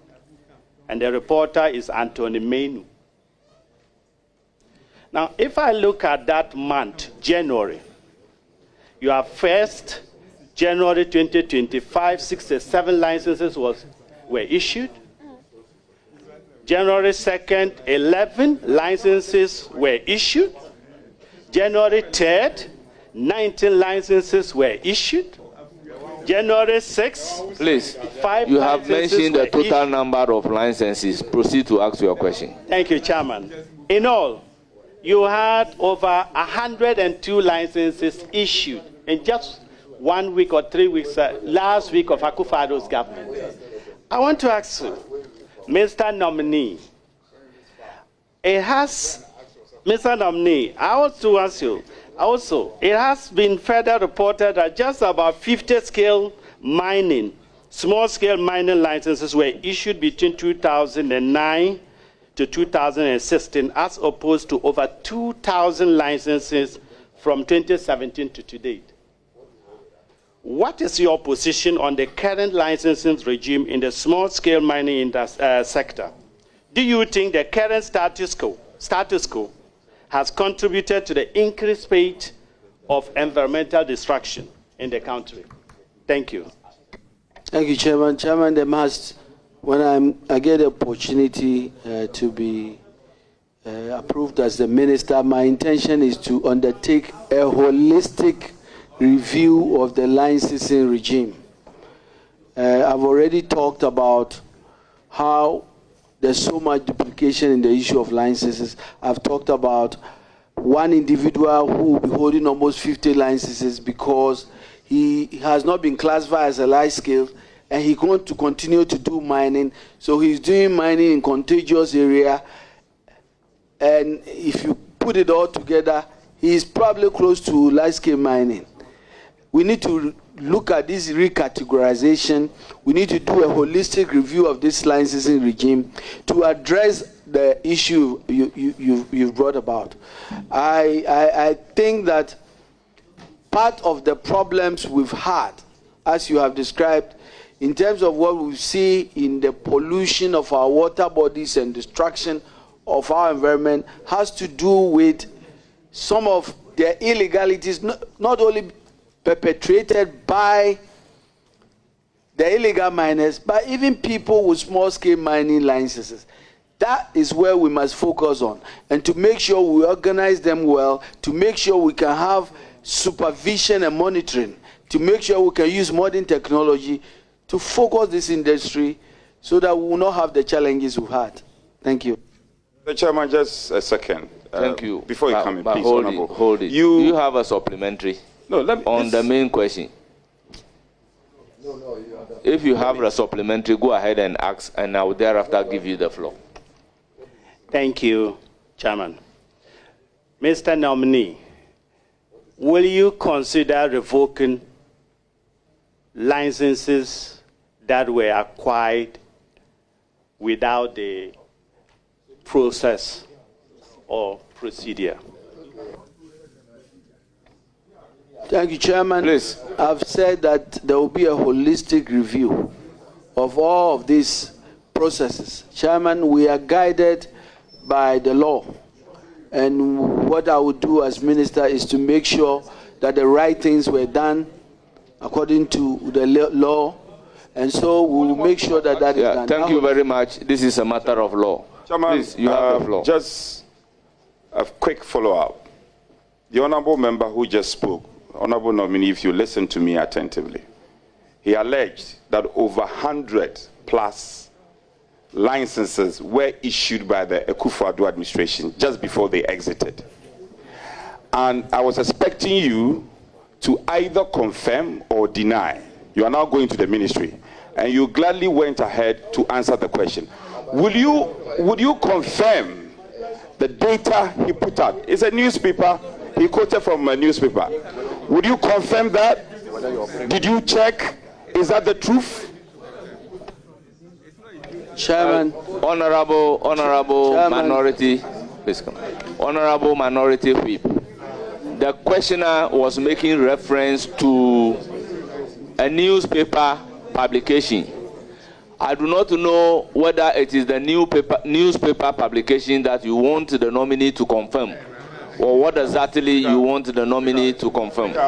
Speaker, just to reframe my question. I know the mining leases, the Supreme Court ruling, mining leases come to Parliament for Parliament to either approve or otherwise. I don't remember any mining lease of such volume, such mining licenses of such volume coming to Parliament. So what were you speaking to? You were allowing yourself for him to mislead you? Is it the case that you were allowing yourself for the honorable member to mislead you? Is that the case? No, let him answer. No, let him answer. I'm out of order. And you have the power to, you have the power to rule me. Okay, I recognize Roxanne Dapamako. Let him answer. Let him answer. Chairman, thank you. Chairman, thank you very much. Chairman, let me plead with my counterpart, the minority chief whip, who is the acting ranking, to take it easy. I know that he's had a lot of follow-ups. Please, Uma, please. Honorable Uma, please. We want to have this done expeditiously but effectively. So if the Honorable Chief Whip has a follow-up, it shouldn't be argumentative and badgering the witness. He could ask he could ask a follow-up, and the nominee will provide answers that they require. Some data was referenced, and the honorable nominee spoke to the data. If the honorable chief whip has a contrary view on the matter, he could post it as a follow-up. So this can be done in a more quieter manner. I plead with it. Chairman, yes, indeed. Well, we want to reframe. Yes. Okay. So, indeed, we want to do our work, but this is a House of Records, and you have often made that statement, House of Records. The honorable member referenced some data, and I'm saying, for the number of months we were in Parliament before the 8th Parliament was dissolved, I do not remember such volume of mining licenses coming to Parliament for approval. Would you confirm this or not? But, Honorable Ranking Member, the nominee never said so. It was a question that was posed to the nominee. Yes. I do not know whether your question is to the question being posed to the nominee. I think a follow-up must emanate from the answers given by the nominee, with all due respect. Chairman, with all respect, it is also important. We also have inherent responsibility to guide you where we are being misled. In effect, I'm saying the question was wrong because of the data he referenced. And he was misleading the nominee. He was misleading the leader. And the leader, on the spur of the moment, didn't realize that there were inaccuracies in the questioner's statement. And therefore, I'm saying that the questioner should be made to retract. He should retract those words. Because we don't have any of such data. Parliament has not approved any of such license here, and therefore he was wrong. That's what I want you to admit. You are seeking to go to that ministry, and don't allow him to mislead you. Mr. Chairman, I think Honorable Member, Honorable Soini, you do not have the floor. Please, your microphone. Point of off. information, though. It will be helpful. Let for this your committee. microphone be As off. Former ranking member, I do know that let your microphone be off. For small-scale mining licenses. Let your microphone be off. It has never come. Honorable Umar, you are entitled to your last question. Thank you, Chairman. Mr. Nominee, thank you so much for educating Ghanaians on these licenses. Anyway, I have one more question, and this is in reference to how the country will earn revenue, how we can increase our exports. Can we have some order listening to the question and the answer? In terms of aluminium. So my question is, what has prevented Ghana from developing the integrated aluminium industry to achieve the optimum impact? Aluminium. Chairman, this is a very important area that we must work hard to unearth. Successive governments have taken a lot of steps. What is really preventing this to happen is for us to get a strategic... Honorable members, let there be order so that we can listen to the answers. What has really prevented the takeoff is a strategic investor that will be prepared to really invest the huge billions of dollars that is required in this area. But it also requires us to really do a lot of preparatory works. As Minister, I am going to work with the agencies involved to make sure that we can position ourselves to attract such investments. Thank you, and I wish you well. Thank you very much. I will stand on Order 2177 to recognize the Deputy Whip. Honorable Habib. Thank you, Chairman, and congratulations my former colleague in leadership. My question, eighth Parliament, just the tail or the end of the eighth Parliament before dissolution and dissolution of the eighth Parliament, are you aware, or your briefing from the ministry before appearing before this committee, are you aware, or have you been briefed, whether there was some mining licenses over 100 that was approved? Chairman, I read the news report. I've also not seen any rebuttal from the Minerals Commission on this matter. Chairman, I think my question is not answered by the nominee. I am saying that, Chairman, I clarify my question.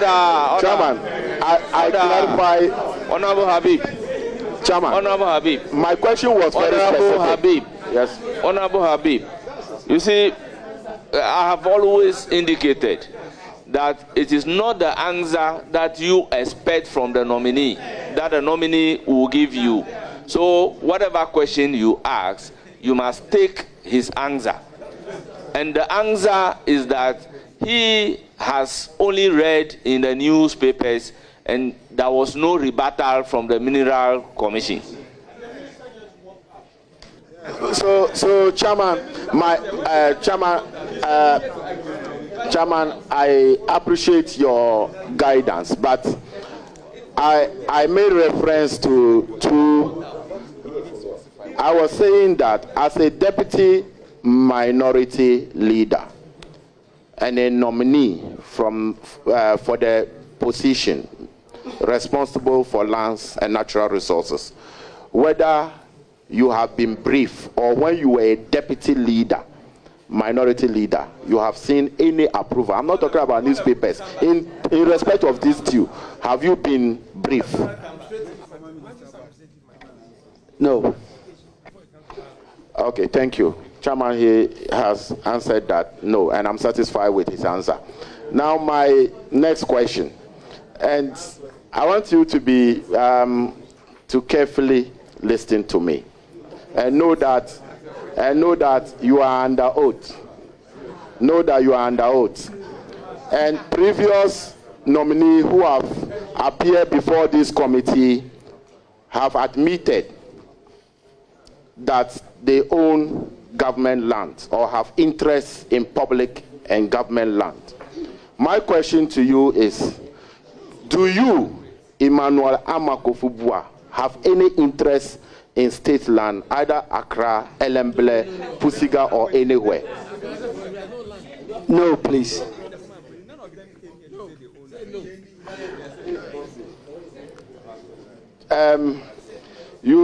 My last question, Bachama, is supposed to be a follow-up question.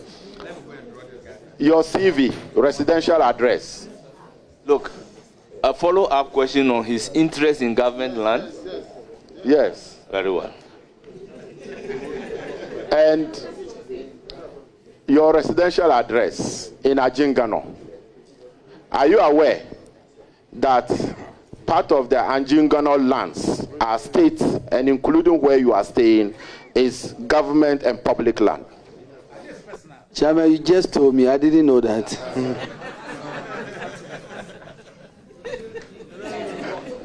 Chairman, my last question. Apart from the residential address that you have provided, do you have any other residential address aside this residential address? Remember, you are still under oath. Yes, I'm under oath. I have a property in Botiano. And are you aware that the Botema area where you have... It's not Botema, it's Botiano. Chairman, a follow-up question on that. Chairman, a follow-up question on that. Aside that, no other residential property in your name. Remember, you are still under oath. I have a property in Elembele district, my house in Elembele. Okay, Chairman, it's okay. He's my colleague in leadership. I wish you well. Order. It's now the turn of Rita Odolesoa, Honorable. Thank you, Chairman. I wish to congratulate you on your nomination by His Excellency, the President of the Republic of Ghana, John Dramani Mahama. Congratulations. Thank you. There have been serious agitations among the people of the Greater Accra region that fortunately or unfortunately, being the country's capital, the government has encumbered many of their lands for the public good. However, over the period, these projects elapsed, or the government did not have use of these lands again, but instead of the lands reverting to the allodial owners, it is alleged that government officials and public officials ended up appropriating these lands, selling them to people, sometimes even foreigners, without recourse to the allodial owners of these lands. And I'll cite a particular example, my constituency, Dadekotopon. The chiefs are not consulted when these lands are given out. My question, what are you going to do to ensure that the policies embarked upon by the late president at Mills, continued under John Dramani Mahama, His Excellency, are continued, and that those lands that were taken for the public good and the government has no use, and if the government has no use for them again, are reverted to the allodial owners per Article 26 of the 1992 Constitution? Thank you. Chairman, I think this is a very important question. And as I stated earlier, there's already a directive for a comprehensive review and a report on all these lands. I believe that the right things must be done. And if indeed the right processes are done, as Minister, I will make sure that once this report, I'll provide the right advice to make sure that the people of Accra in all the areas get a right treatment that they deserve when it comes to the issues of land. Thank you very much, but let me use the opportunity to explain to the whole world that all these issues have been dealt with in the case of Okujato versus Jacob Ejipilante. Thank you very much. You can proceed with your other question. Thank you, Chairman. Honorable nominee, the people of Dadekotopon will really appreciate if these issues are taken seriously, because under the Akufo-Addo Bawumia government, some lands were released to the good people of Dadekotopon, but as we speak, those lands were never given back to the people. And so I would be grateful, the people of Dadekotopon will be grateful if these issues will be looked into, and whatever lands the Akufo-Addo Bawumia government said they have released to the good people of Dadekotopon be given to them. Thank you. Chairman, my other question, it's about the Peshi Lagoon in Dadekotopon. It has been encroached upon seriously as we speak. Before I was coming here, somebody called me that there were demolitions that were carried out along the banks of the Peshi Lagoon. People are going back there. I recall when I was Municipal Chief Executive, I worked with His Excellency John Dramani Mahama, with the Environmental Protection Agency and other agencies. And there were even signboards that were erected along the Peshi Lagoon so that the lands around the banks, the river banks will not be encroached upon. But as we speak now, people have encroached upon those lands. And even entering into the sea, you realize that we have the polo courts that they have constructed there. And this, I believe, brings a lot of flooding when it rains to the areas around that place. What will you do to ensure that these encroachments are stopped? Thank you. Thank you very much. Chairman, the Land Act 1036 has really laid out what must be done in all these instances. As Minister, I will work with the Lands Commission and the experts there to make sure that the letter and spirit of those laws are enforced, and that those who are breaking the laws are brought to book.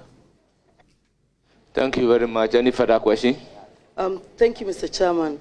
I wish to congratulate you and wish you all the best. And I believe in your office as Minister of Lands and Natural Resources, you are going to work with the chiefs and people of Ghana to ensure that justice will be done for everybody. Thank you and congratulations. Thank you, Chair. Honorable Kofi Buah, you have the floor. Thank you, Right Honorable Chair. Congrats, Honorable nominee. Thank you. I've known you for about 20 years, and I know your competency is not in doubt.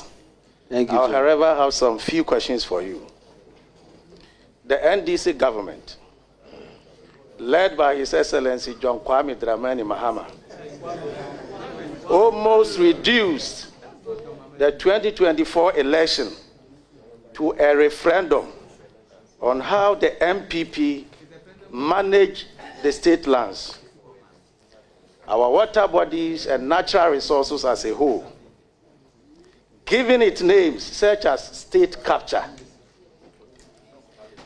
As a sector minister, will you allow individuals, institutions, and private organizations to acquire state lands other than state and its agencies? Thank you.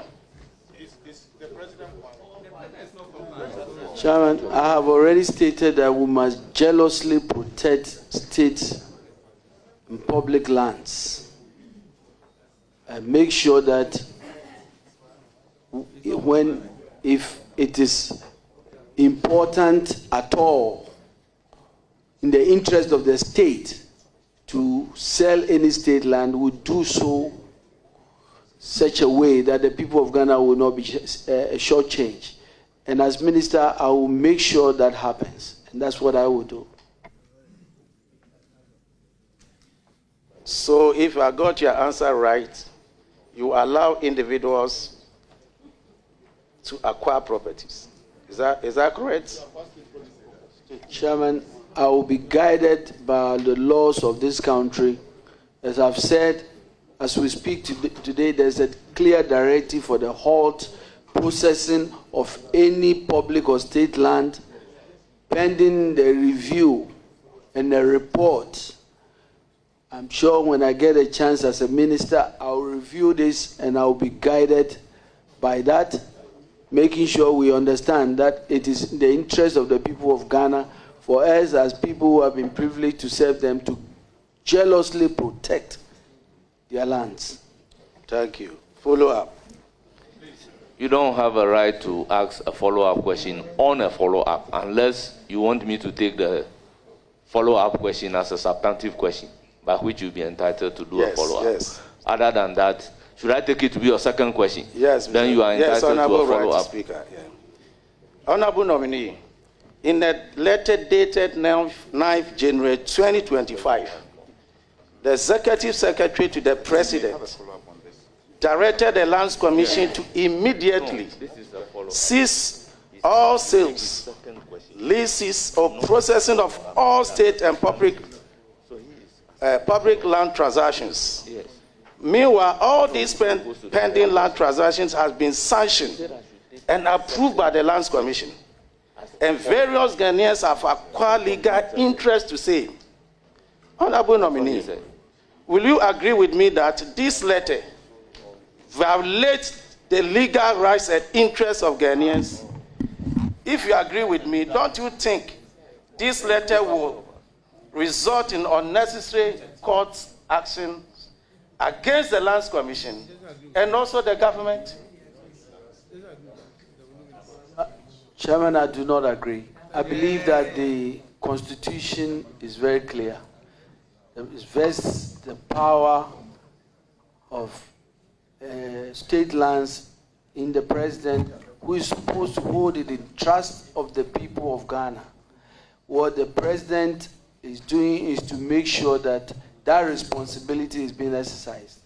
And I believe that it will not be done, as our former majority leader would say, capriciously with ill intentions. It will be done in the right way and make sure that the right things are done. And those who are found foul of the law will be prosecuted and the right penalties be applied. Thank you. Thank you, Honorable Dominic. Your last question, please. Please, your last question. Honorable nominee, when galamsey file becomes so tough, the new patriotic government placed a ban on a small-scale mining, both legal and illegal, upon assumption of office. Honorable member, do you mean the new patriotic party The new or patriotic new patriotic government? The new patriotic party. I beg your pardon. We place a ban on both legal and illegal mining. Upon assumption of office, honorable nominee, will you support the placement of a ban, for example, say 2 years, to facilitate the restoration of our water bodies and natural resources? Will you support such a ban? Chairman, as I've said, we know the challenges we face: degraded land, polluted water bodies, destruction of our forests. These are very grave issues. It requires a real approach. It doesn't require ad hoc measures, and I believe that we must take our time to find the solutions that will be long-lasting. When I'm giving the nod, I will do the right consultation with the experts and make sure that we take an approach that will help us to solve this problem permanently. Thank you. I would give the floor to Honorable. You have a follow-up on the galamsey ban. Very well. Not Go ahead. galamsey ban, but on galamsey. Very well. Honorable Minister, designate. In your view, what are the fundamental reasons that drive Ghanaians, especially the youth, to involve themselves in illegal mining, which cause massive destruction to our environment, especially our water bodies? Thank you very much, Honorable Nominee. This is not a follow-up question. I'll give the floor to Honorable Jerry Shaib.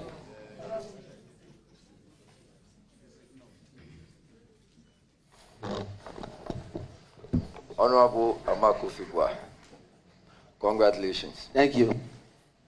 Very well. As Minister-designate for Lands, please, have you vetted your mind respectfully to the processes by which one has to go through to acquire or to be granted a government lease? Do you know the steps?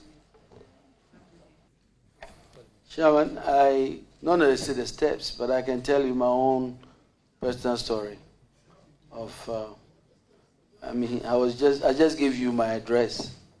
My processes to get my land title at the Lands Commission is probably in the 3rd year.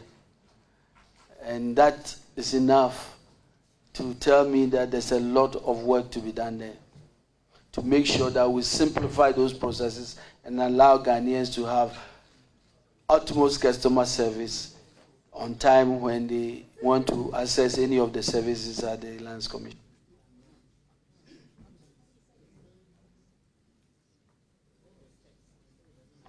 So my question was to the effect of state lands, but I'm sure perhaps you do not. So I'll depart and ask just a follow-up on the same one. So before you get a state land, you write an application to the effect. That is when you have seen a parcel. And when you do so, the Lands Commission now would conduct a search. And when the search is conducted, it will tell you whether or not the land belongs to the state or government. And when that is done, they now write to the municipal or metropolitan or district assembly in which the land is to ask for what they call the planning comments. When same is done, they revert to Lands Commission. Lands Commission now would go on to say that this land is available. They've given us a comment, it's either residential or commercial or misuse. And then they proceed to tell you that we will now go to do an assessment and an inspection. When same is done, and Mr. Chair, I'm doing this just for the purposes of, for minister to know that it takes a lot to go through to first of all acquire, and I do not think that these processes have been departed from. So when same is done, then they will tell you this land is available, we have assessed it, you would have to pay a certain amount of money before a lease is engrossed.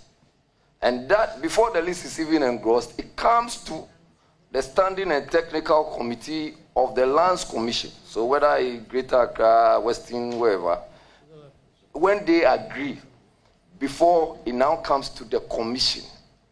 Now the commission members debate on same before, first they debate on even the parcel of land, the size and all of that.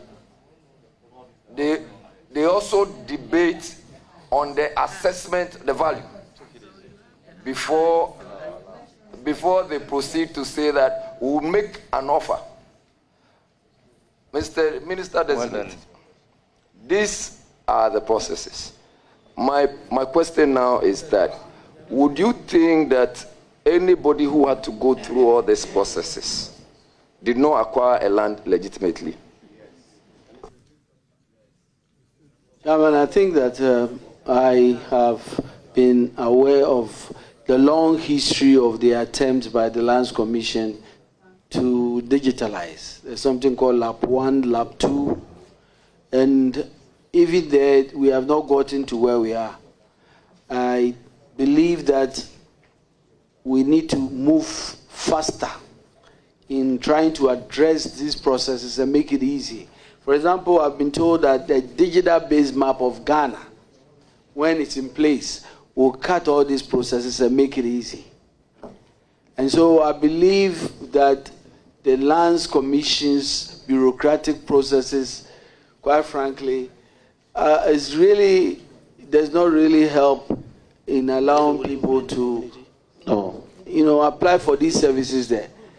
But I think I'm missing the last point. What are you trying to get at? You are trying to get, I missed the last, what you are trying to get at.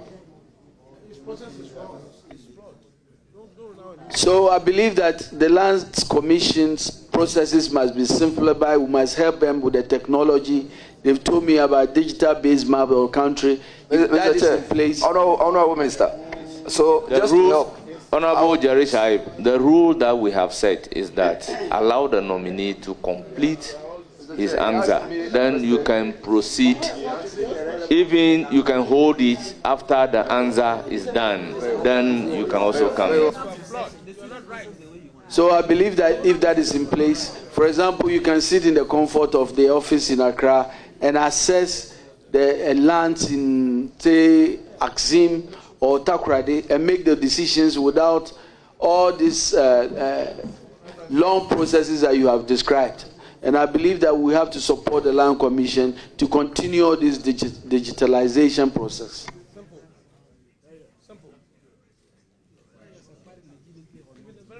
Honorable Minister, the ministry... Honorable questioner, let me remind you that you are not entitled to a follow-up question, so proceed to ask a substantive question. So this is my second question. Honorable Minister, the ministry you are going to, lands, you have about 4 other ministries that are likely to deal with issues of climate and the environment. So you have the Ministry of Lands, you have the one Honorable Mutala, my very good friend, is likely to go to. And then you have Ministry of Energy and Transitions. Is it Green Transitions? And Sustainable Change. What I'm trying to find out. And then you also have a Minister of State in charge of climate change and sustainability. Who is going to be the lead person with reference to issues of the environment and climate change? And what is going to be your role as Minister of Lands? Chairman, I think that is why all these ministers, some of the ministries you mentioned are our cabinet positions. I believe that there will be an opportunity to collaborate closely with these ministries in working out and making sure that we are effective in implementing government policy. My good friend, the nominee for Environment, Science and Technology, is a very smart man. I've worked with him on the Trade Committee, and we have very good working relationship.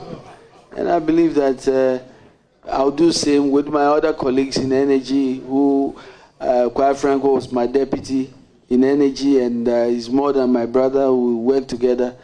I think we'll have a chance to collaborate even more better. So, Mr. Chair, is a follow-up. So, under this ministry, are we looking at issues of galamsey, environmental pollution, and who is going to be given the powers to deal with them directly?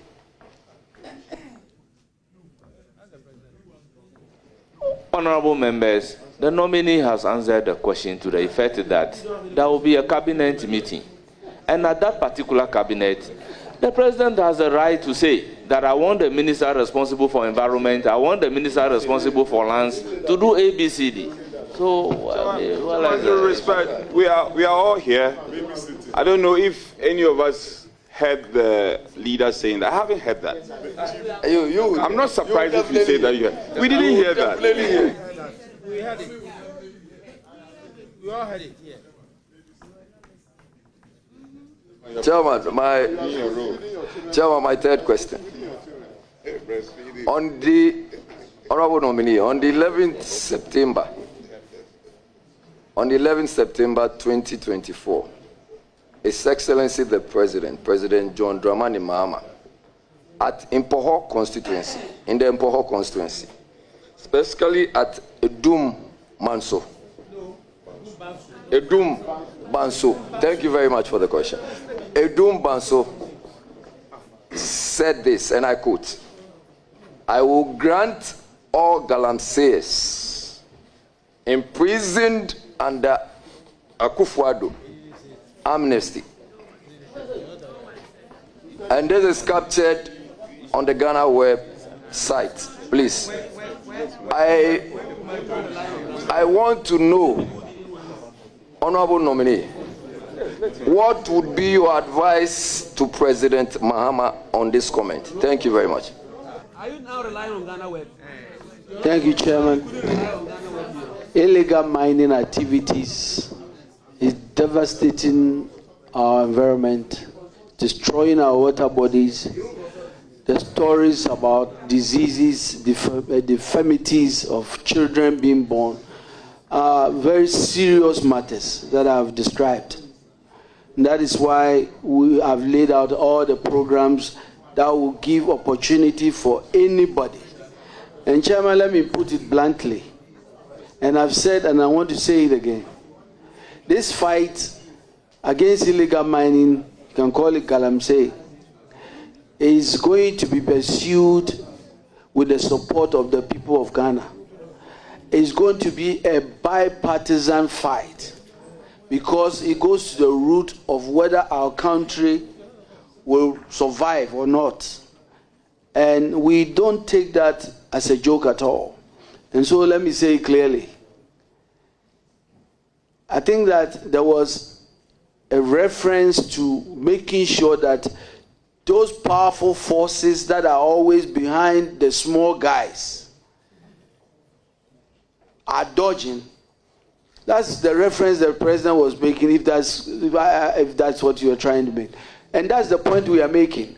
We are not only going to make sure that people who are small guys who are working in the fields are the ones that are going to be, but the big guys who are buying the machines, once we've created the avenue and the opportunity for the right things to be done, all those powerful people who are in the dark causing this havoc are the ones who deal with.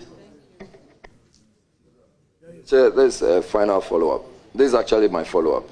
So, no, that was the substantive question. Mommy, that was the substantive question.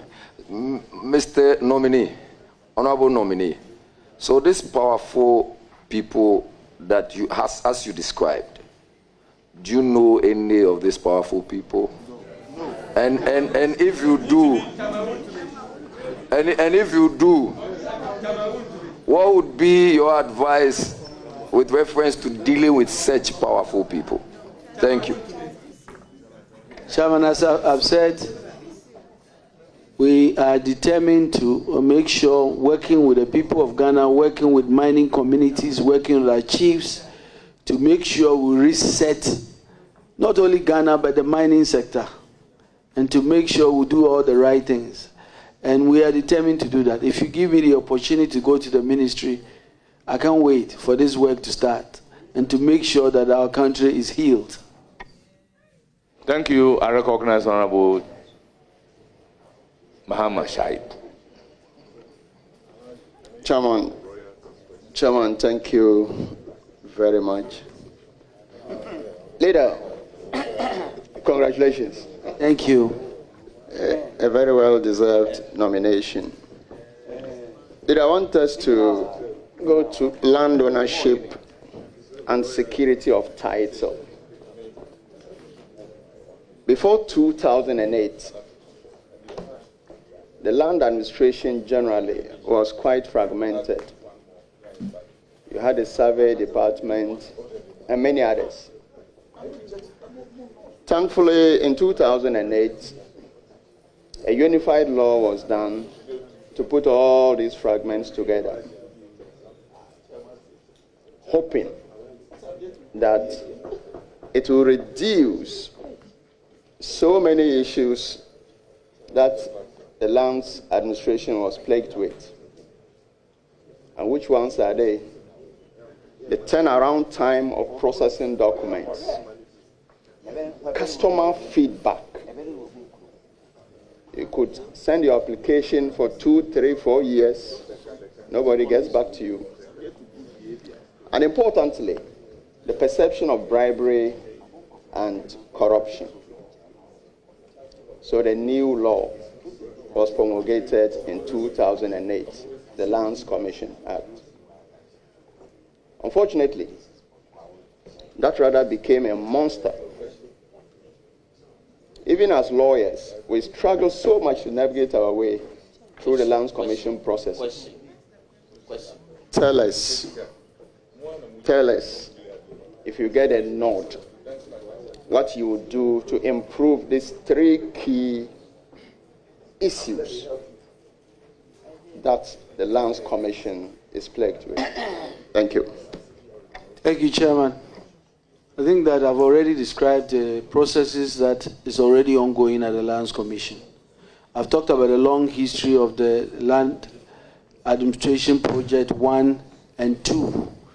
There's still a lot of work to be done to make sure we simplify the processes, to make sure that the provision of land services are at the doorsteps of the people of Ghana.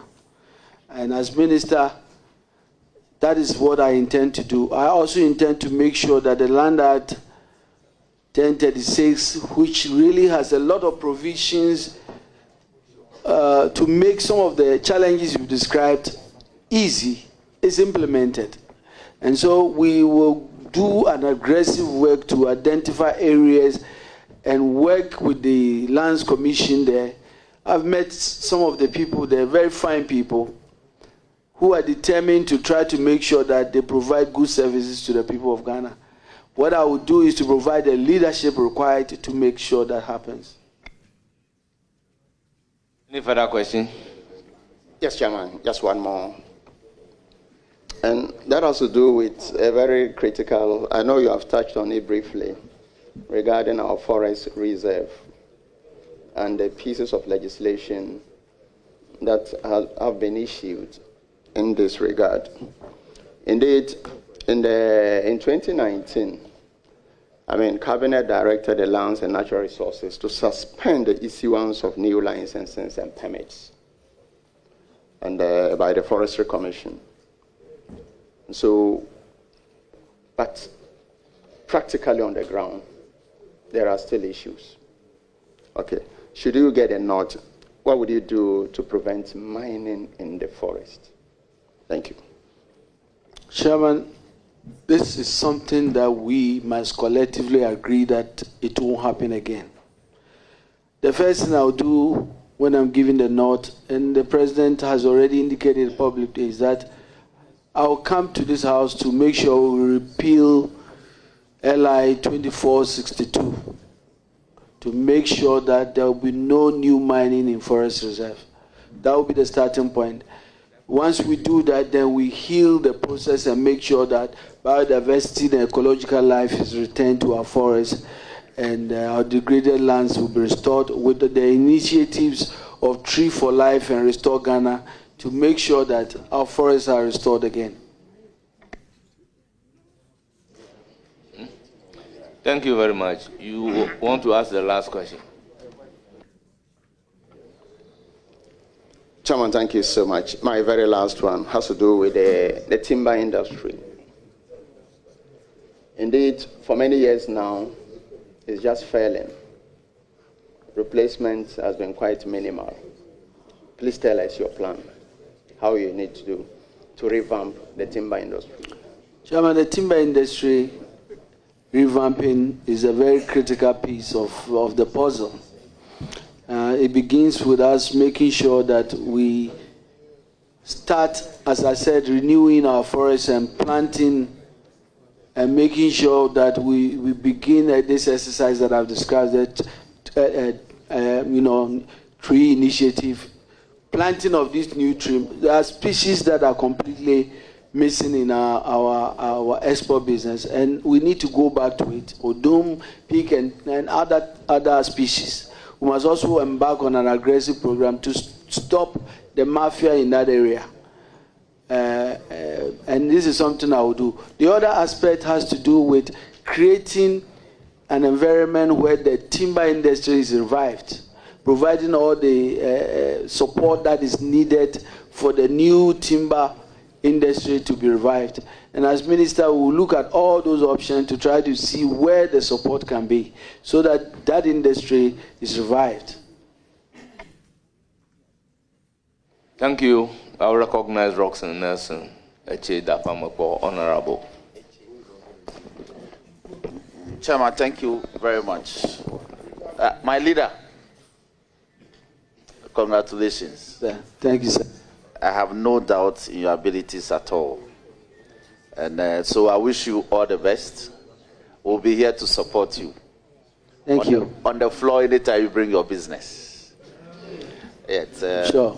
My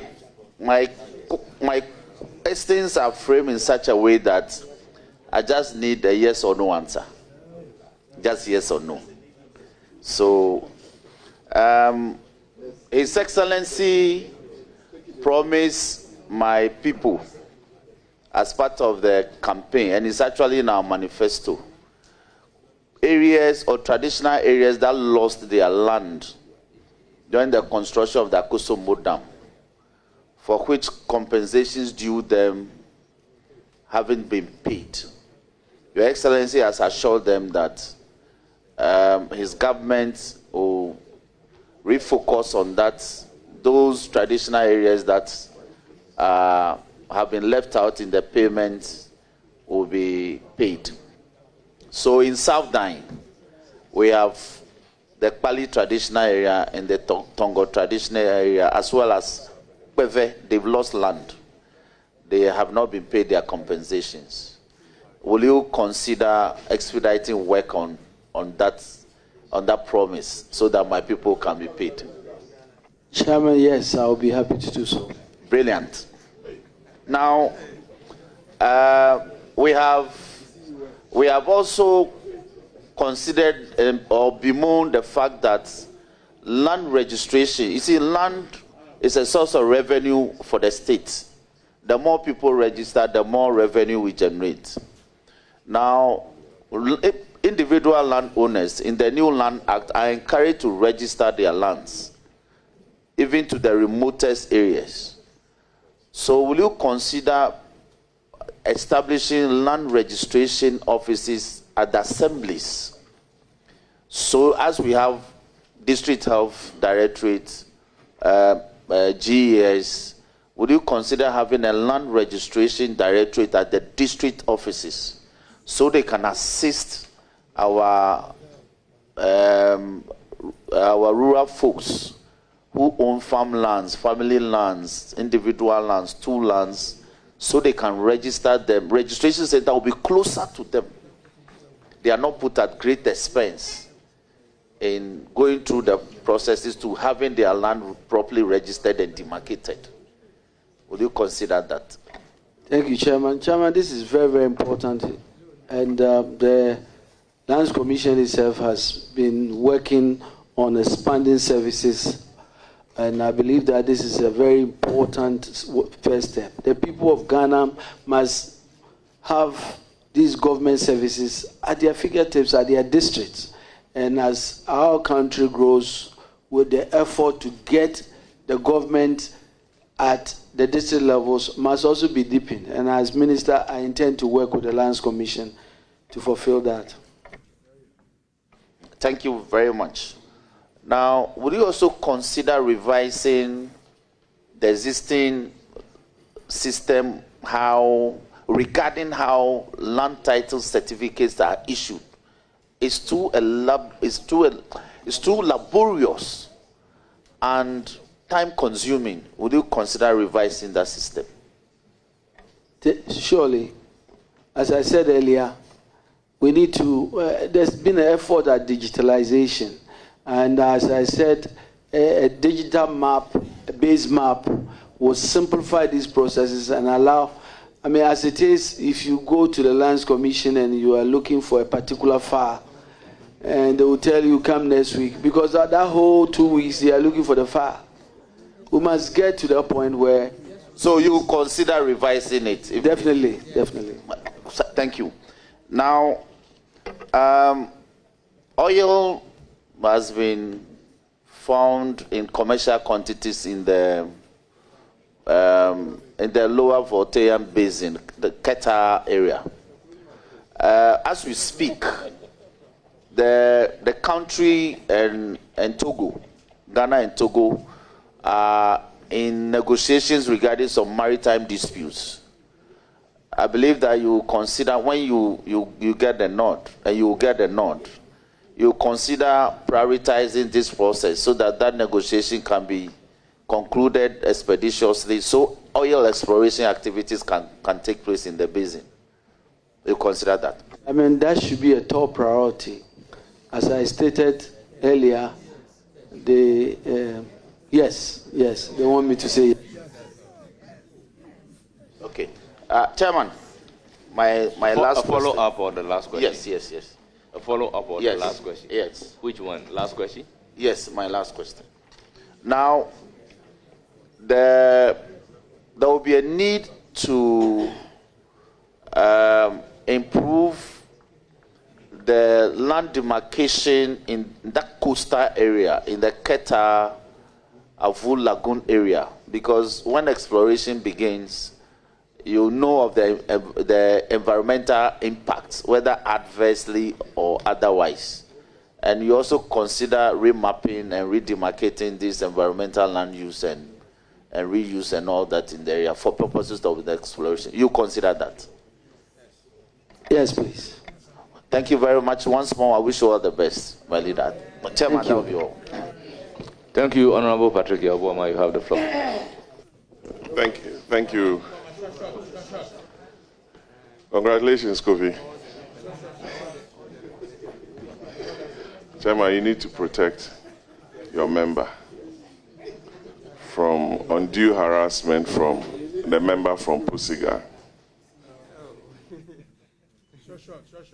Kofi, you are promising the people of this country that you are going to abolish VAT on mining.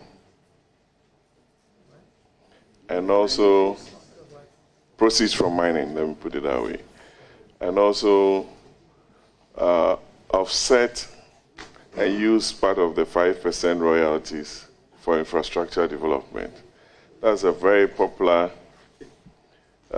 position of Honorable Collins Dowda. I know the chiefs have sent him here to ask that question, so I've taken that from him.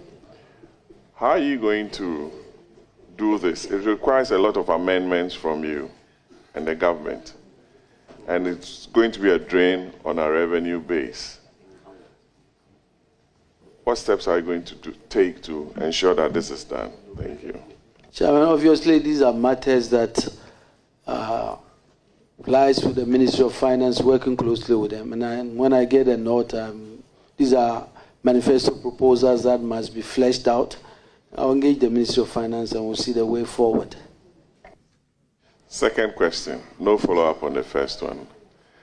Which aspects of the Lands Act are you going to seek amendments to on the floor of Parliament? I realize you've spoken at length on the Lands Act of 2020, and you seem to have some challenges with some aspects of the Lands Act. Which aspects do you have issues with, and what amendments will you be bringing to the floor? I think the only thing I've said is that LI 2462 that deals with mining in forest reserve must be repealed, and that's what I intend to do. I am sure that when I get to the ministry, we'll have a comprehensive review of the Lands Act. I'm not able to tell you specific areas that must be focused on at this point. Last question, Chairman. I'm being brief.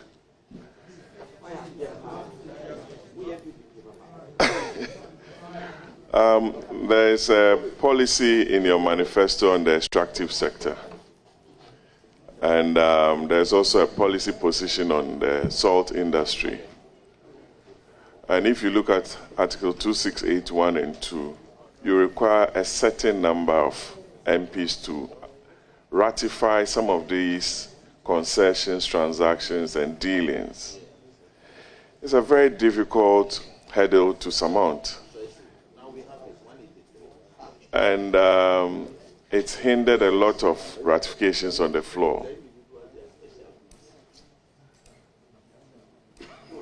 Do you think, as a House now, we should look at lowering the threshold to enable a lot of investors coming into those sectors, salt and other extractive industries?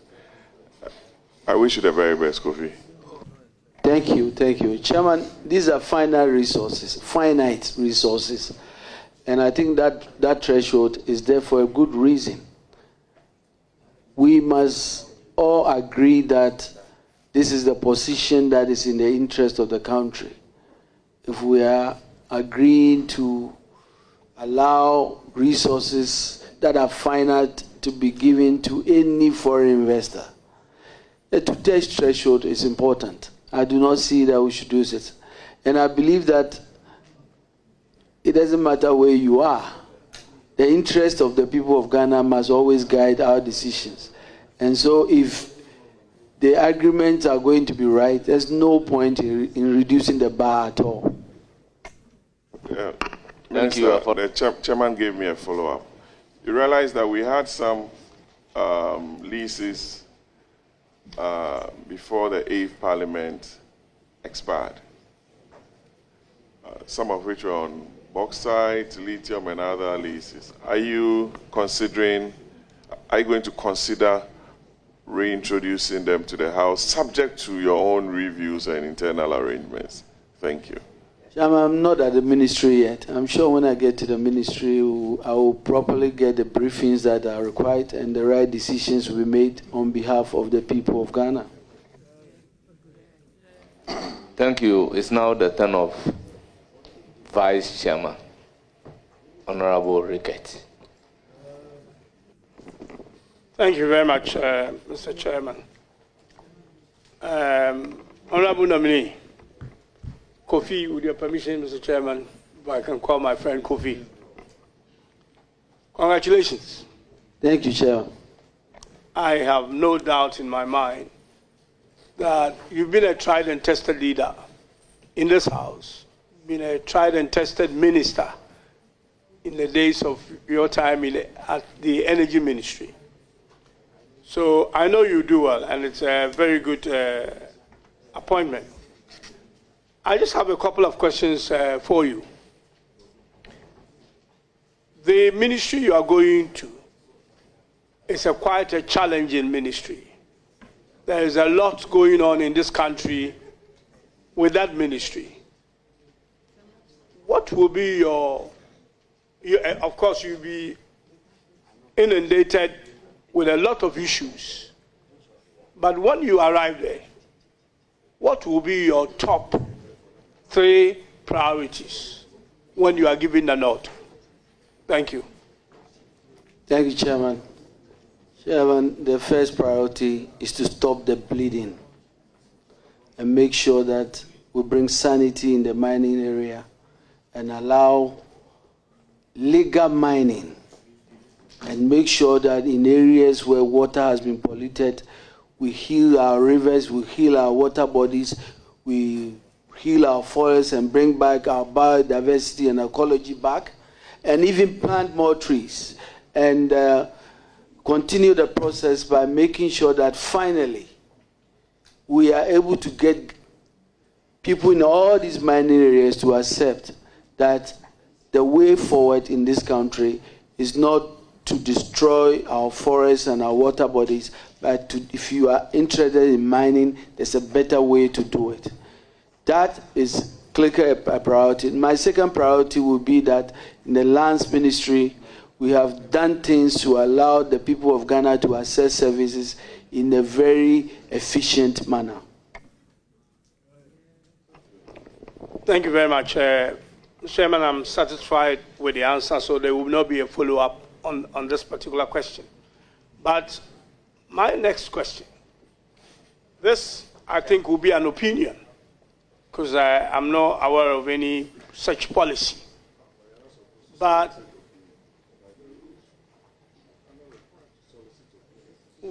can I ask my question?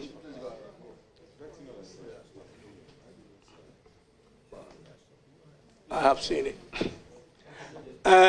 Just in your own opinion, or if you've spotted anything anywhere, but what would you, I mean, Ghana is a country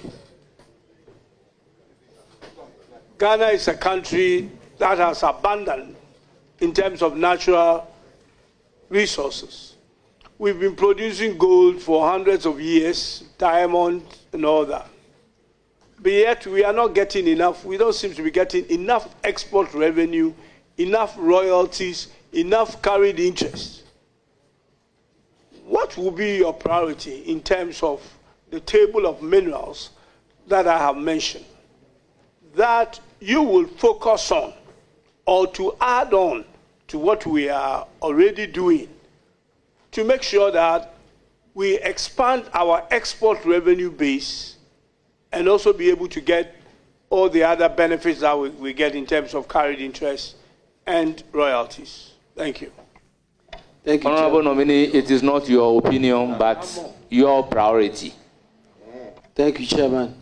Chairman, I think it's a very important question. There are a lot of new minerals we describe as green minerals that are very critical. But Chairman, I think we talked a lot about lithium. There's salt, there's clinker, there's clay. We must look at these new minerals as an opportunity to basically change the narrative and make sure that these new minerals are where we are going to really, we must add value to the things we have comparative advantage and change our story. I've said that if we discover new mineral today, we say that we are looking for those who will come and add the value here.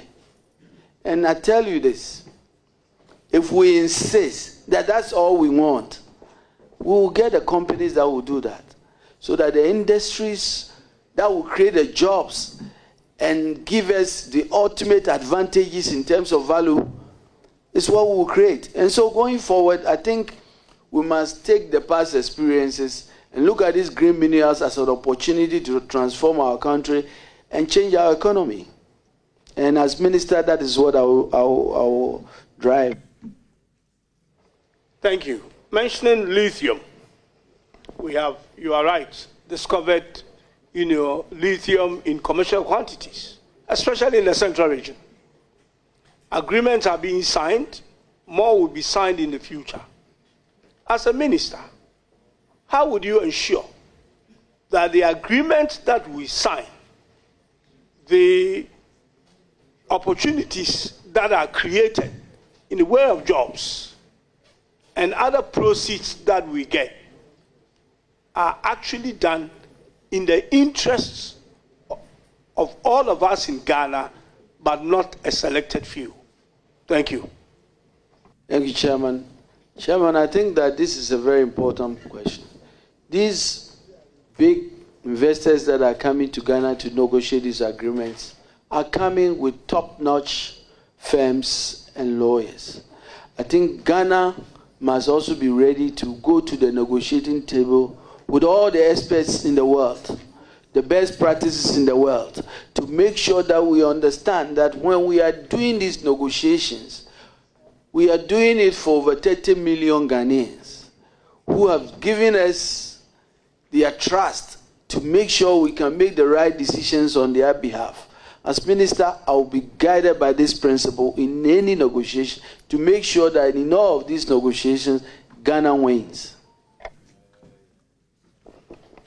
Honorable Emmanuel Armah Kofi Buah, I wish you all the best in your new ministry. I know that you will get through, and I know you do a good job for Ghana. Thank you. Thank you. Now, the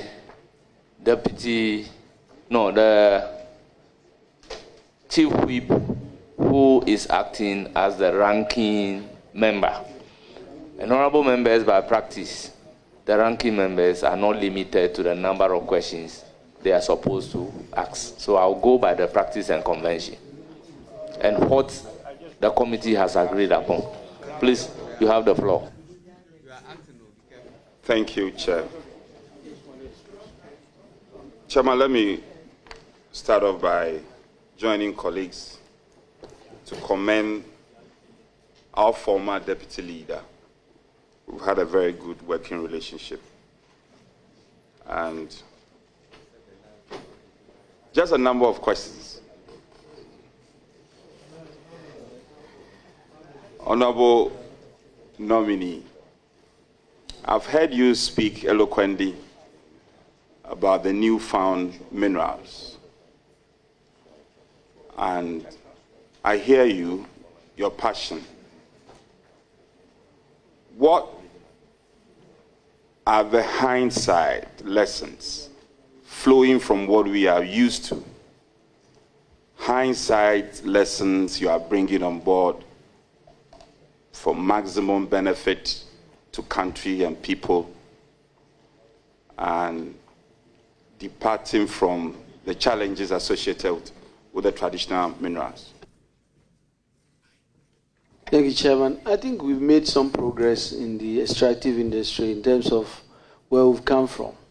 And I'm very proud as former energy minister that when oil companies dragged their feet on how quick we can move in terms of flaring of gas.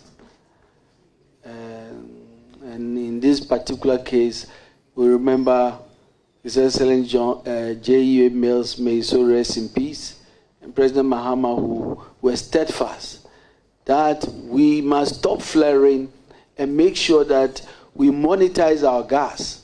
Today, it is truly a benefit for the people of Ghana.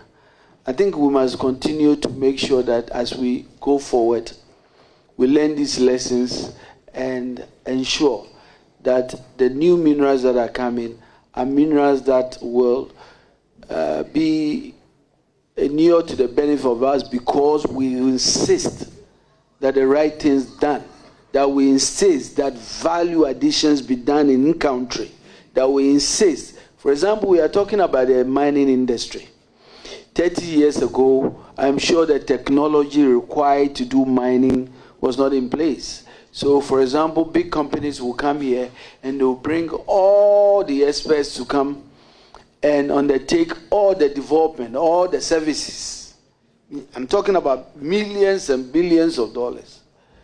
We must begin a process of indigenizing these services and building the capacity of Ghanaians to be in a position to also run large mining companies. I believe that we can do that if we get and set our minds to it and put in systems that support indigenous Ghanaians in this effort. And as minister, and I think with my record as a key driver of local content, I think I want to bring that in the mining sector. Okay, so you mentioned indigenizing the sector, and you were in leadership in the 8th Parliament. So you were aware of the lithium agreement that was brought. The former deputy minister has spoken to the content in parts, chiefly 30% dedicated local participation. How do you appreciate, or what lessons can you glean from the lithium agreement that was brought by the MPP administration to Parliament, in the 8th Parliament? Lessons. I think we must take these matters on a case-by-case basis. And as minister, as I've indicated, I am going to this ministry with a mindset that negotiations must, of necessity, make sure that Ghana, the people of Ghana, have all the advantages, that will build Ghanaian capacity, that will make sure that in-country spend is increasing every day, that will make sure that we position even the Ghanaian private sector to be in a position to do some of these works. Because when they do, their capacity, their revenues, and the money they get stays in this country. And I believe that that is what I will do as minister if I'm given the chance. Okay, Honorable, your then minority, some of your colleagues on the Energy Committee then, relative same lithium agreement, were not in support. And it's not debatable, it was a fact. They were resisting that agreement. On hindsight benefit, and also being told the fact, as the Deputy Minister rightly reiterated those facts in terms of the content of the agreement, would you say that your approach to that agreement then was wrong? You were not patriotic? If you had thought about it again, it's an agreement that should have been allowed to be passed? Chairman, I think this must be put in perspective. They were not in support of what? The agreement had different factors to it, with different issues. People have specific, genuine concerns about different aspects of the agreement. And so I think that it is going to be so unfair to just simply say that we're against the agreement. They probably say, individuals and even people on the other side of the aisle were not comfortable with certain provisions here and there. And as members of Parliament, I think we must respect that. Well, I do not remember any parts of the agreement that we then majority was not in support of. If you do, share with this committee and go further to elucidate on the part of the agreement that your side was against. I've said that the agreement went to the committee and never came back to the floor. And I think that it will be a little bit of a futile exercise to talk about an agreement that is still with the committee that never came to the floor for us to deal with it. And so I don't know where you're driving at, but that's my point. Honorable Leader, what I'm basically driving at is, I get your sense of patriotism, and you keep harping at it. We shouldn't be repeating mistakes of the past. And I know you agree with me to that end. So, our inability to pass that agreement must be as a result of some disagreement. Tell us, what were the issues with the agreement on your side, and why were you not supporting its passage? I think what I can say, and if I want to agree with you, I think that when it comes to representing our people as members of parliament, and it comes to these agreements, we must always make sure that we take off our partisan hats and put on our patriotic hats. And that is what I would say, and I expect every member of parliament to do that. And I would drum that home everywhere I find myself, that when it comes to negotiating agreements for the people of Ghana, it has nothing to do with party politics. The question that we have to ask is that, will this inure to the benefit of the people of Ghana? And I'm sure once we answer, the answer is yes, we all go forward together. That should be the focus, that should be our posture as members of parliament who has been strong with the responsibility to stand up and protect the interests of the people of Ghana. Honorable Leader, then candidate Mahama, now His Excellency President Mahama, said he will free illegal miners who have been incarcerated. Now, I recognize that the granting of amnesty is the president's right. You are professing to be a champion, fighting galamsey, illegal mining. So you are going to be fighting illegal mining at one hand, arrest all the perpetrators, and the president will also be freeing them. You arrest them for abuse of the law, and the president will free them. How do you marry the two? I think that the commitment of President Mahama to make sure that we stop illegal mining is not in doubt. And I think he said it. I don't want us to really misquote the president and say things out of context. I think when somebody is speaking about the big elephant in the room who has been the real cause of the problem and makes it and says something in the context, you can't put it in context. But the real issue, and this is what we have to talk about, because we are not going back to repair the damages that we all know has happened. I am very proud of the passion of the president and the plan that he has laid in place, the initiatives that he has espoused, the Blue Ghana initiative and the Restore Ghana initiative, the attempt at decentralizing the regulatory institutions, the cooperative mining, the recategorization of mining into small scale, medium scale, and the engagement of the local communities, including chiefs, to make them champions in this effort.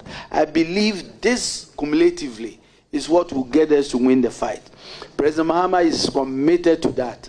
But what he's saying is that, listen, let's take the steps to make sure that we have done everything possible to clear all these bottlenecks and give the opportunity to the more than 3 million direct and indirect people who are engaged in illegal mining and create a pathway for them to do the right thing. And that's what we are going to do. But we are going to make sure, and let me say it clear, those who are going to still insist that they are going to engage in illegal mining, mining in water bodies, mining in forest reserves, wanton destruction of our forests, they should be ready. Okay. Order. So please take part in the proceedings in silence. Honorable Leader, your endless narratives, we are going to do the right thing, we are going to make sure the water is clean, we are going to... Well, that... Leader, with all due respect, how do you describe that to be endless? Chairman, would you allow me to ask my question? Let me build my foundation. Let me build my foundation, Speaker, if you may. Mr. Chairman, allow me to build my foundation. So you kept on mentioning very beautiful things. I will ask my question, so just be tolerant. So the question was, the president stood on political, unless you are telling me what the president said was for political convenience. He said he will free illegal miners, and he was quoted rightly. Now my question to you, leader, is, you have been heard saying all the things you are going to do, and then you said that the president said it in context. I heard you. What is the context in which the president spoke then, and what context are you speaking now? I think, Chairman, as Lands and Natural Resource Minister nominee, what I'm looking forward is the enormity of the challenges in front of us. And I'm not here to talk about political platforms. I'm here to talk about solving serious problems that confront the people of Ghana. I'm here because I know where President Mohammed's heart is. I know it through the policies he has espoused. I know the things he has said that has given him the mandate of the people of Ghana. And I'm here to tell the people of Ghana that the new government is committed to ensuring that there will be no new mining in forests reserved. The new government is committed to make sure that we protect our water bodies with new initiatives. The new government is going to make sure that we reclaim our degraded lands and give a pathway to help individuals who want to be in mining to do it legally with the support of government. But we will ruthlessly deal with anybody who decides that he will not follow the law. Illegal mining will not be tolerated. It doesn't matter your political party. That's a beautiful one. And you are also on record. Now let me proceed to your CV. I'm sure you have a copy before you, or you are very familiar with it. Page 2 of your CV, coming under leadership position held. And E, I'm interested in E, ranking member, Parliamentary Select Committee on Mines and Energy. You must have achieved something with that. As a ranking member then. Would you, let me build a question for you. Will you apprise this House in the face of all the beautiful things you've said or spoken to, in terms of mining, protecting flora and fauna, our water bodies and all that? Are there things you can boast of as achievement when you were a ranking member on the Mines and Energy Committee in this context? Chairman, I'm very proud of my record as ranking member. I work closely with the chairman then of the committee to prosecute the agenda of President Akufo-Addo. And we made sure we did that in a bipartisan fashion, making sure that the issues that came before us were in the interest of the people of Ghana. And that's what I will continue to do. It's not convincing, you know. It's not convincing. But, well, allow. Well, let me Honorable Chief, Honorable be Leader. Convinced. I should be convinced. Yes. All right, you should try hard. Leader, let's proceed downwards to H. After E, let's go down to H. Member, President of Ghana's Gas Task Force, 2010. Very interesting. Yes. Can you elucidate on it? Chairman, I was then a deputy minister. I was a very lucky person when one afternoon my minister invited me to President Mills and was told that I was a member of the Gas Task Force chaired by then our illustrious former finance minister, the late Professor Kwesi Boche. And there were a team of about 5 or 6. and I learned a lot, and that was really the committee that laid the groundwork for what we now know as Ghana Gas and the gas infrastructure project and the pipelines that will go to Prestia and all of that. And so, yes, I was there from day one, and it was such a privilege. Okay, on the same page of your manifesto as page 2, conferences and capacity building programs. Anyway, I'm told your wife is a beautiful chorister. Is that the case? Yes, yes. Yes, so F. Let me ask you a question on F. Commonwealth Business Forum, keynote speaker, November 2009, Trinidad and Tobago. What did you go there to do? Chairman, it was a very early stages of the ministry. We had just started the government. We were learning best practices. And I think I went there to talk about the gas industry we were trying to build and learning the lessons of Trinidad and Tobago.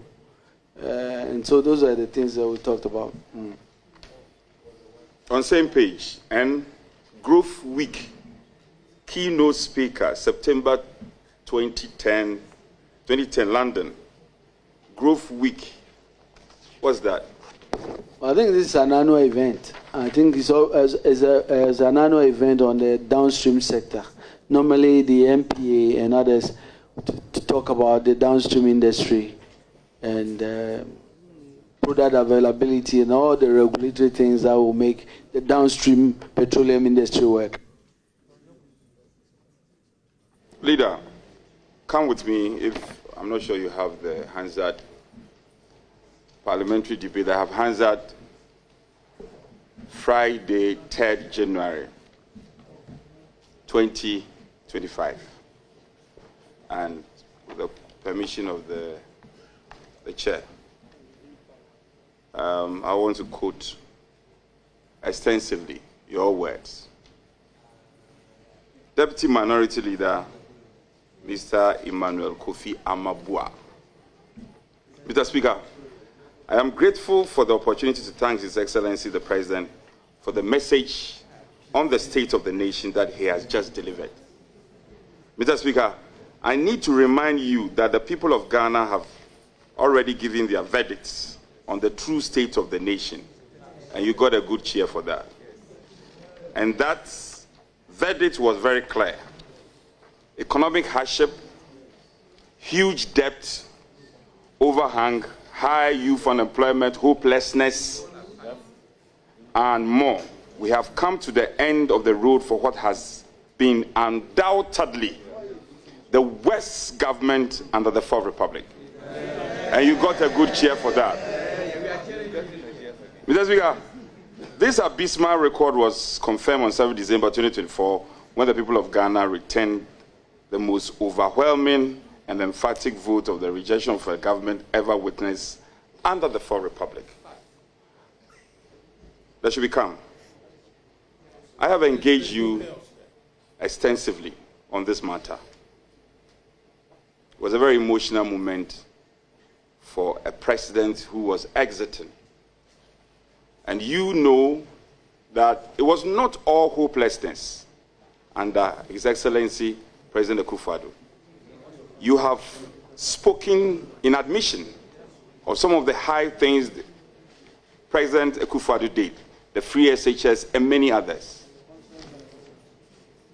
Sitting in this chair now, the benefit of hindsight, and reflecting deeply, would you say that these words were harsh on the outgoing president?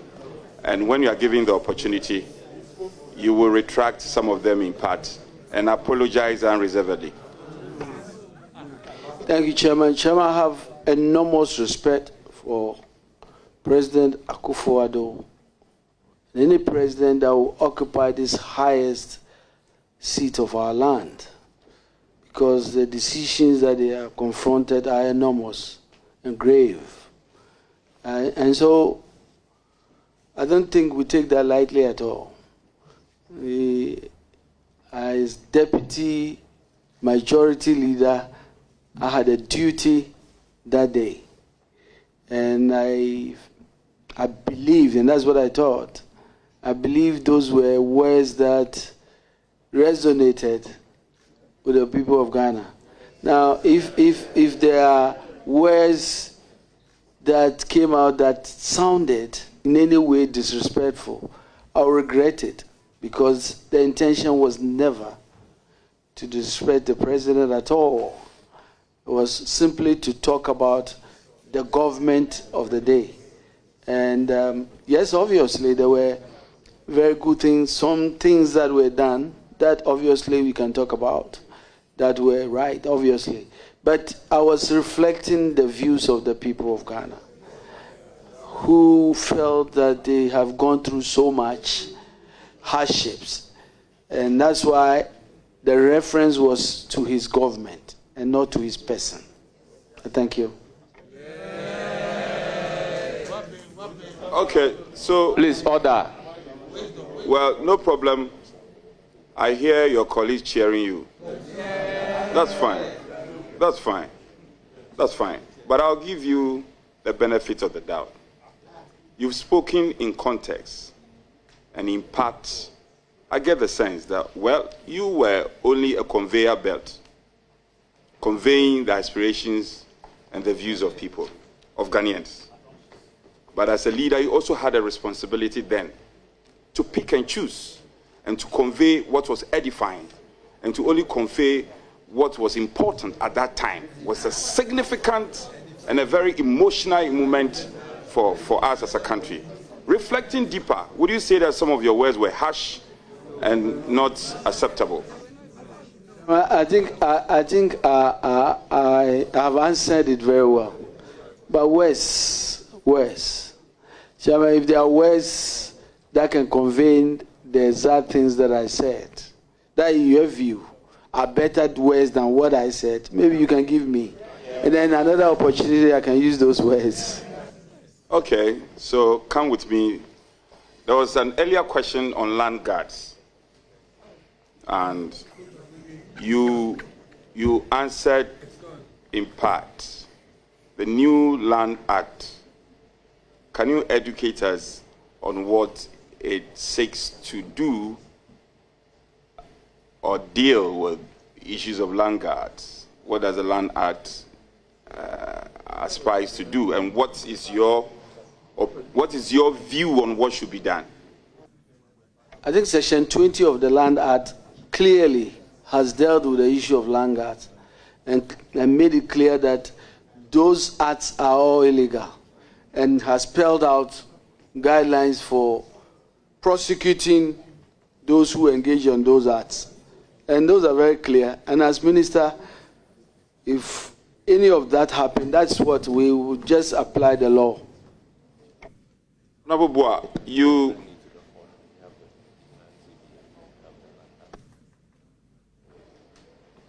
Honorable members, we have an act dealing with vigilantism, and then we also have a land act. These are two separate laws.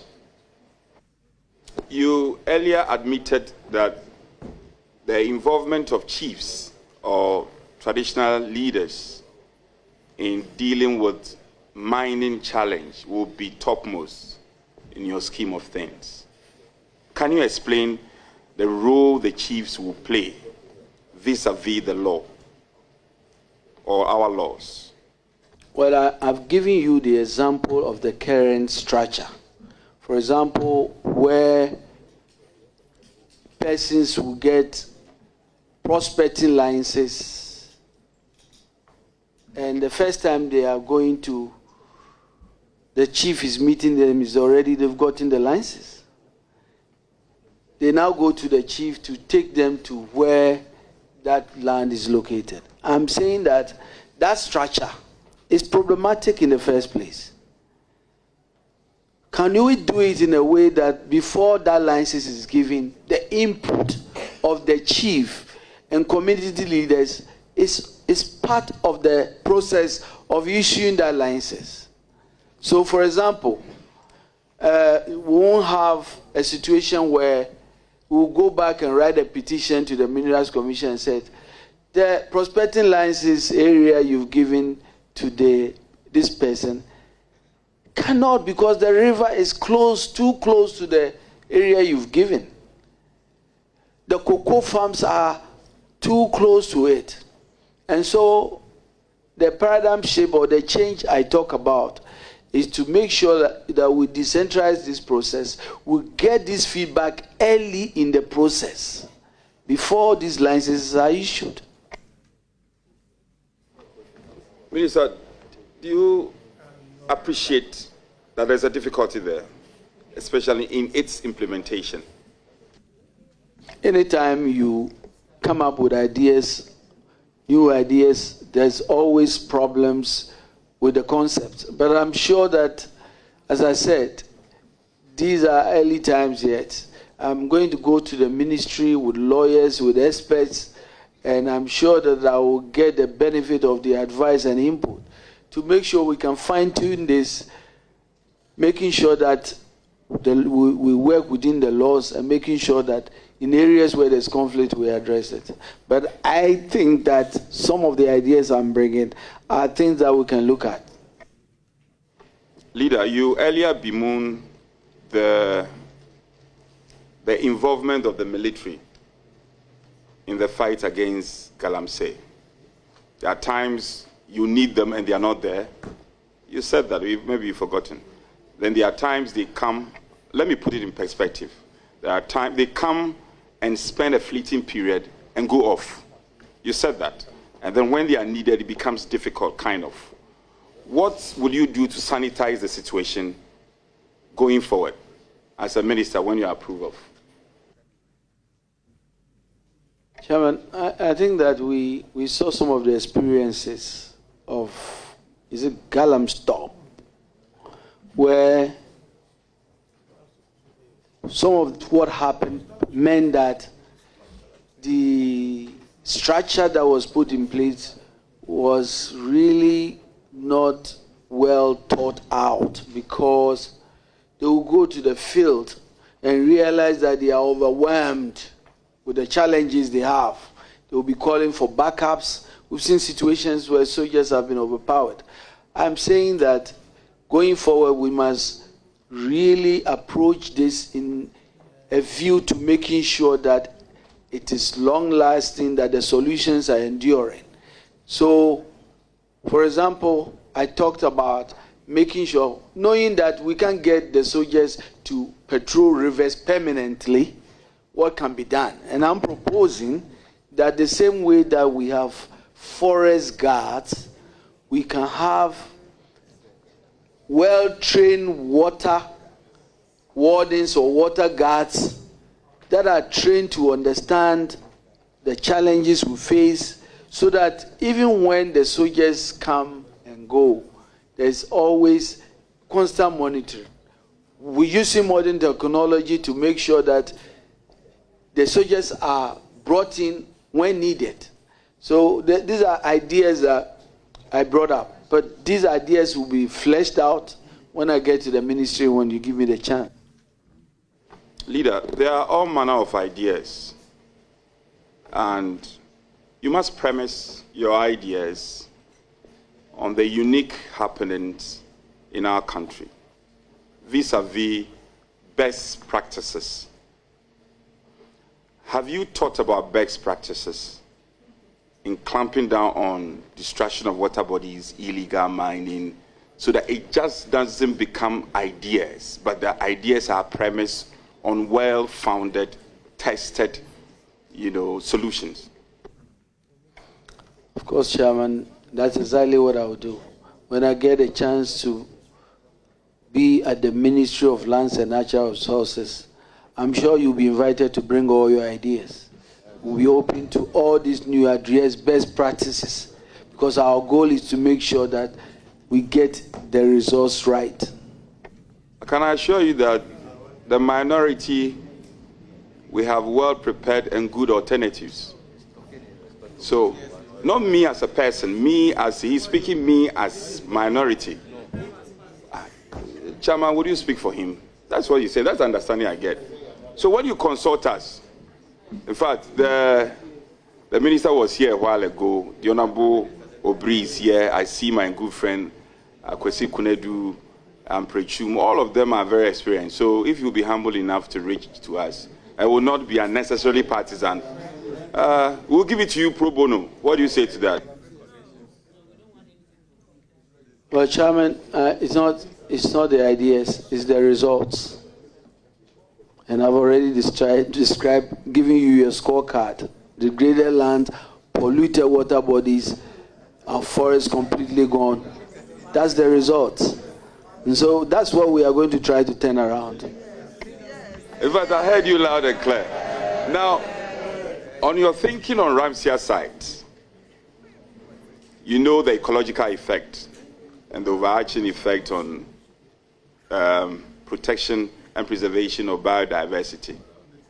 Ramsia sites are day in, day out facing destruction all over the place. There are a number of places in Osu that are being encroached upon, and you do appreciate their relevance. Do you have specific plans to dealing with that? I think that the laws are very clear. I think we need to strengthen and tighten enforcement. We need to make sure that the laws in the books are applied. Working with the experts there, I think that's what we intend to do. So let me just assuming your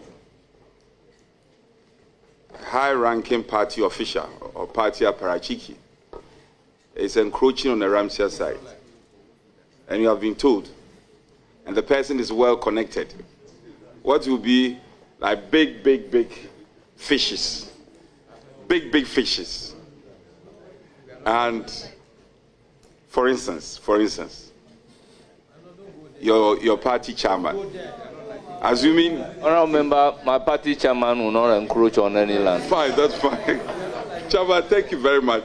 Maybe let me use you as an example. I will also not encroach on any land. Okay. I'm a law-abiding citizen, yes, and I will not go encroaching. NDC, we are law-abiding, so no encroachment. All right. Well, let this day be written. Let this day be written down.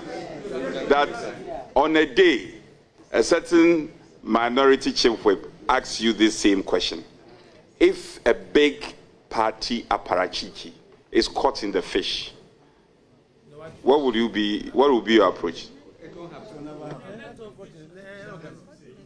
Chairman, this morning I swore by the Bible to defend the Constitution of the Republic of Ghana and make sure that the right things will be done. And as minister, I'll be focused on that. Yo, hallelujah. Honorable Leader, you spoke about vegetation. I'm an environmentalist, and it's something that is very dear to my heart. The past administration did a lot. We had a Green Ghana Day. At the time, Parliament had to go on break for all of us to support in our constituencies, the planting of trees and all that.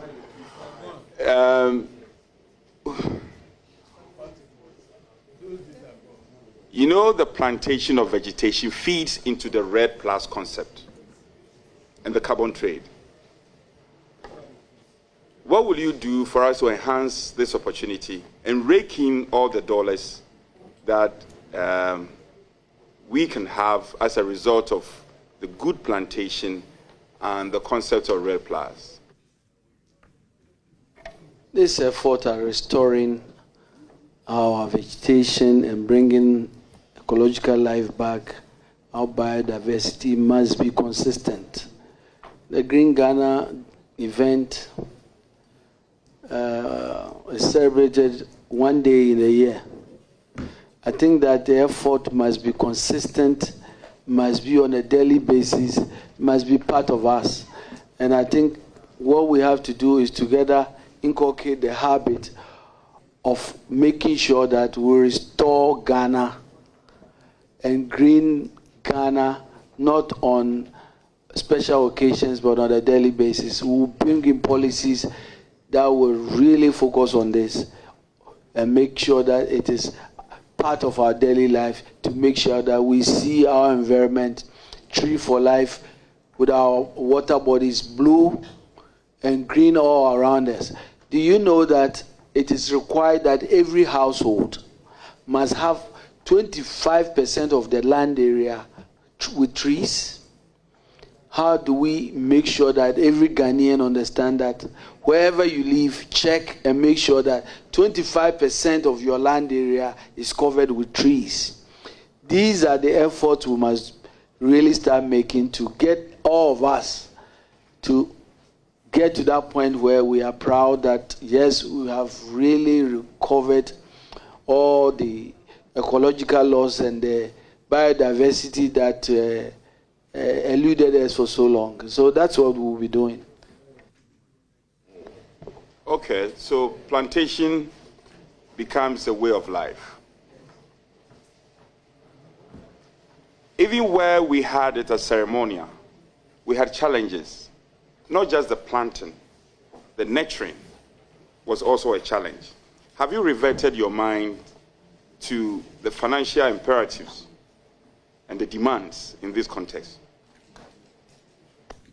Chairman, yes, well, every time there's a will, there's a way.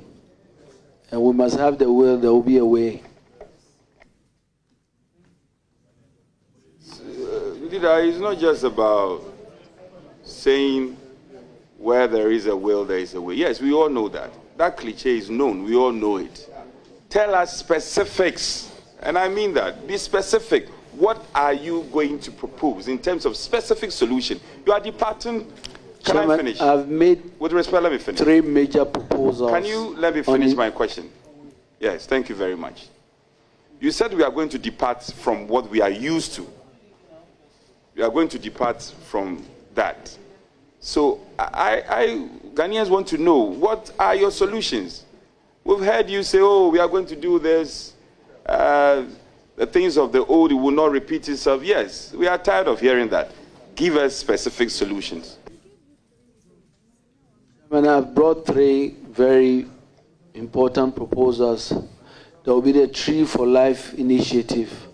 This is not just focused on the forest and restoring the forest. We are bringing it to every individual household in urban areas to inculcate the habit of planting trees all around us. And I've given you an example of what that's done. We are going to get everybody excited about doing this, about greening Ghana, about planting trees. And as the young people will say, we are going to make it cool, real cool, to make sure that we are all green around. And if we are consistent and focused, we can achieve that. What is your plan towards exploitation of salt as a mineral? Chairman, I've already said that we need to make sure that salt exploitation is very critical, and it's one of the minerals that will help really change our country. And so we must do it well, but we must do it in a way that will not only benefit our country, but will also benefit the communities in the areas where this salt is. We're going to look into that to make sure. And then as we are doing it, we do it in a way that makes sure that it adds value. We create industries that will come out of it. That's where we create jobs. That's where we empower Ghanaians. And that's where the focus will be. Leader, come with me to page 78 of your manifesto. And the chairman will permit me to just make a quotation. The next NDC government would abolish the community mining system, which is highly partisan, exclusive, and defeatist of its own purpose, and establish artisanal small-scale mining corporation for community members interested artisanal small-scale mining. You had earlier intimated to decentralize the mining process. And at this point, you are also seeking to abolish community mining system. how do you marry the two, or the two Chairman, statements? I've already described the reasons why the community mining was just in name. You know, how do you have community mining when nobody in that community knows who owns that mining? The community mining that was envisioned, that's a good idea. But its implementation was a complete departure from that idea. And I gave you the example of my own constituency, how it was implemented. A company is selected by the district chief executive, who has all his machines and capacity. They've negotiated and getting a piece of land. And then they've already negotiated the percentages. I'm not sure how many people in the community were part of negotiating the percentages. Then at the end of that mining, you know, the young people in that community will go there as by-day workers and work, and they will pay them 50 cedis or whatever. But at the end of the day, they will be there and they will go and say, community, this is your money, 100,000 Ghana cedi. How much did you get that you are bringing me 100? I'm saying that the departure from this is a program that is going to truly involve the community, in the sense that this is not going to be something driven by some businessman, because we have already given the capacity and sensitization and training to the community. We have given them the decentralized regulatory escape to register their mining company. We have set up the structure to provide all the services needed for them to operate. They will be in the lead, the chief, the assembly members, the community. They will be the drivers, and they will be mining because we have already identified mineralized areas and all the services they need around. The gold board that we envision will be available to provide the support for them, to make sure they are not only paying what they need to pay, but they are also selling the gold at the right market value, empowering them. That is truly what community mining should be. And that's what we will do. I see. All right. Honorable nominee, interestingly, you mentioned the gold board. You mentioned it in passing. Now, and your manifesto states in part that the gold board will seek to regulate small-scale mining, amongst other things. Yes, it's there. It's captured in your manifesto. I can quote it for you. Now, you are also aware of the Minerals Commission as one of your agencies. Are you not sure what you should be seeking to do? Is the strengthening of these agencies by way of resources, capacity, training, and all that. So, creating another body, gold board, another animal, gold board, wouldn't they be fighting the already existing Minerals Commission as an agency that is backed by law? You don't think so? And if you don't, you have to explain in detail. Thank you, Chairman. Chairman, you know, anytime you have new proposals, I was here in Parliament when GISDEC was being proposed. You know, the original proposal had all sorts of issues that had to be addressed. There were seeming conflict and other things. By the time we sat down and looked at it, all those were ironed out. I think these manifesto proposals are proposals indeed. We now have to go back to the ministry, engage the experts, engage key stakeholders, and make sure we iron it out. Because the intention is a good one, to make sure that we empower people at the local level and make sure that they are mining responsibly and sustainably. That's what we will do. Leader, you know Rosewood? Yes. Yes. And you know that Dr. Apak is not here. He has come to personify the advocacy on Rosewood. You know the challenges it's facing in our country. It is almost going extinct. Has it come to you, and what is your thinking going to the ministry? Oh, I'm aware of it. I remember some of the efforts that were made. You remember the story of rosewoods that were seized, and we were promised by the former minister that those seized items will be used for the cathedral. I don't know where they are, but yes. So yes, I'm aware. I thought you were going to try and land safely, but you are trying to brush stains in my face. You are still airborne. Anyway, you are still airborne. That was a fact. It was said on the floor. Honorable nominee, you have landed. Okay, let me test your knowledge, and this will be my conclusion. Yes, he's going to a ministry. Honorable nominee, climate change, which I know you are passionate, and I recall many occasions when statements are made, the things you've spoken to and your position. There is this school of thought, and experts have also affirmed it, that the industrial world have polluted to be where they are today. And now countries like Germany are shutting down their coal plants and all that.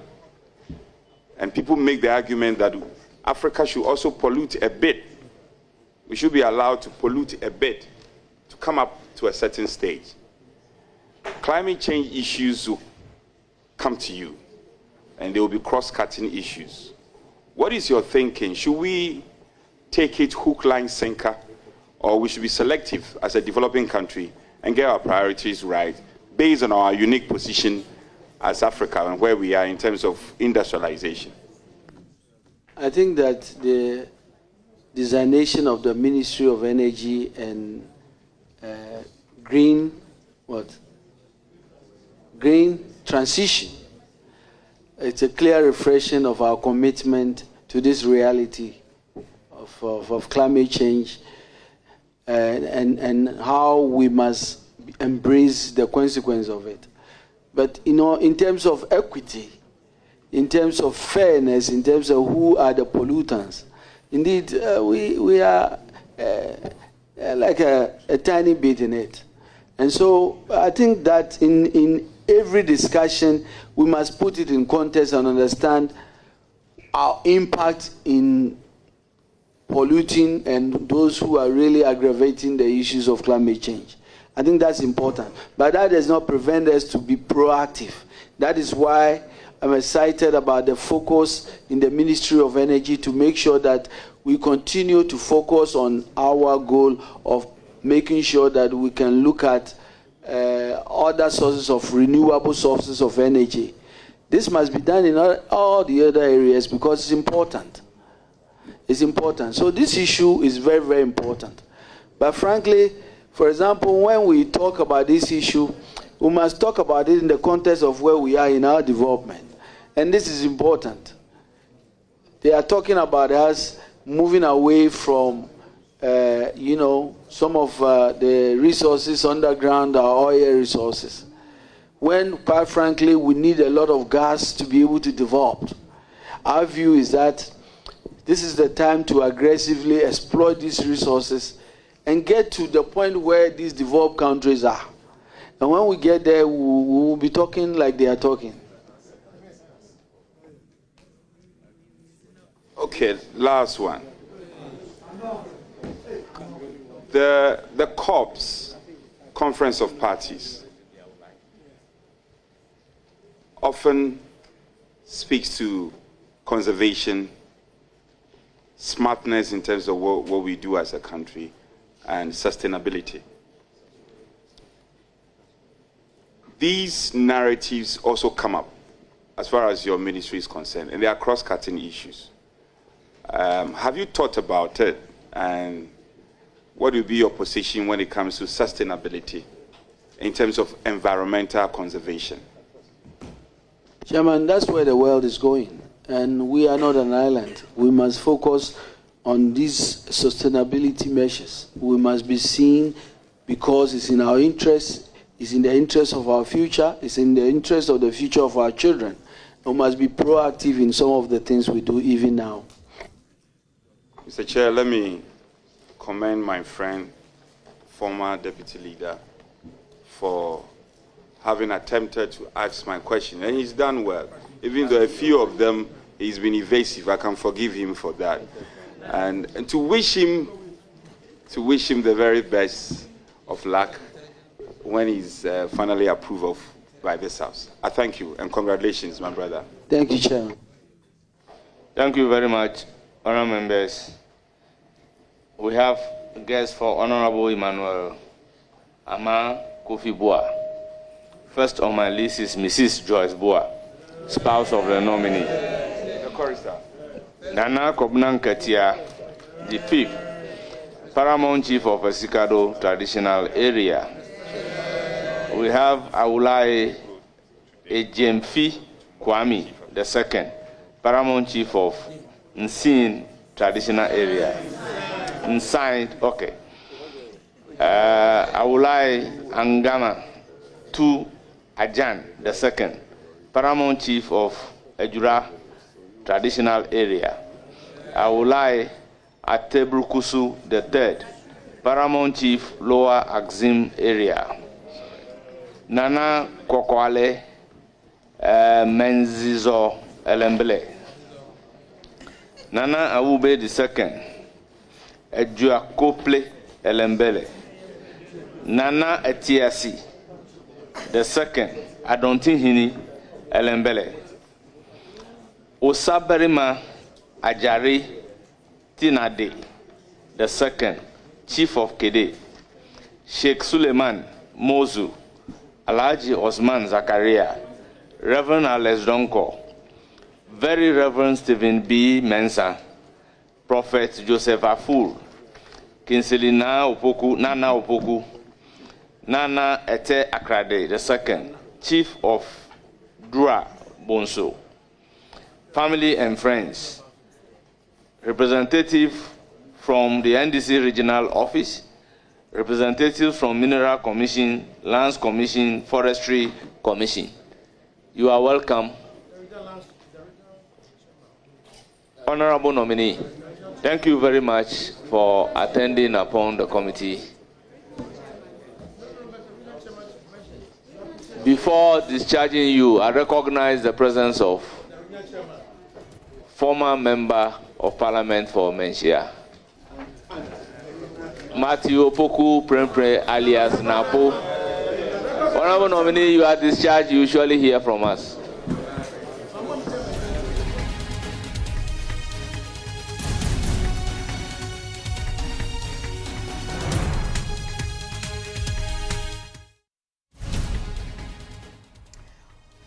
Well, welcome back to the studio. We've just been bringing you the live coverage of the vetting of the Minister-designate for Lands and Natural Resources, Emmanuel Kofi Buah. And it's been quite a long day. It's a long one for started him. Quite early. I expected it to be late 10, but started quite early.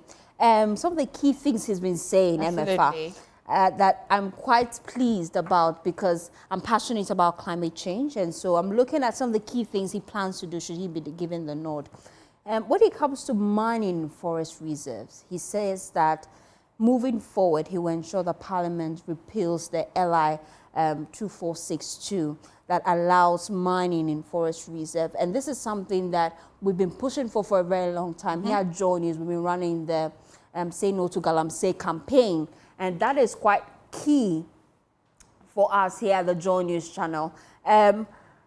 And we would be also talking about other key things that have come up on the floor as well during his vetting. He also spoke about traditional areas left out during the compensation after the construction of Akosomo Dam. He assures that it's something that we'll look at. He's also looking at revising the existing systems where land titles are issued based on cumbersome processes. We'll stay on that process, especially even when it comes to the mining, the licenses when you want to mine. But let's go back to Parliament. Let's take our viewers back to Parliament. Koko Asante, our correspondent, is on standby to give us a wrap of what's happening in Parliament now. Chair, and in the next few minutes, we expect that some of these new nominees will take their chair. And let me run to you the program for today. He just gone by Emmanuel Armah Kofi Buah. We expect Mr. Tia Ibrahim. He's the Minister-designate for the Northeast region. Dr. Frank Amoakohene, the Minister-designate for Ashanti region. And then Akamugri Atanga Donatus, the Minister-designate for Upper East region. These three regional ministers-designate will also take their chair and be questioned by the appointment committee. But like I was telling you, the major questions that Emmanuel Armah Kofi Buah has been answering have to do with matters regarding illegal mining in galamsey and also issues having to do with the sale of public lands, the concerns that have been raised by persons about that. And so he has been detailing all that, and his expectation is that perhaps tomorrow the report will be put on the floor recommending his approval, and if the House is so minded, will approve the nomination, and then the House will approve him, and then that will be forwarded to the office of the President, and then he will consequently be sworn in. And so that has been the details in terms of the big questions that have been responded to by the Minister for Lands and Natural Resources designate. In the next few minutes, we will expect that the vetting process will resume, and we'll have Mr. Tia Ibrahim, Minister-designate for the Northeast region, Dr. Frank Amoakohene, Minister-designate for the Ashanti region, Akamugri Atanga Donatus, Minister-designate for the Upper East region.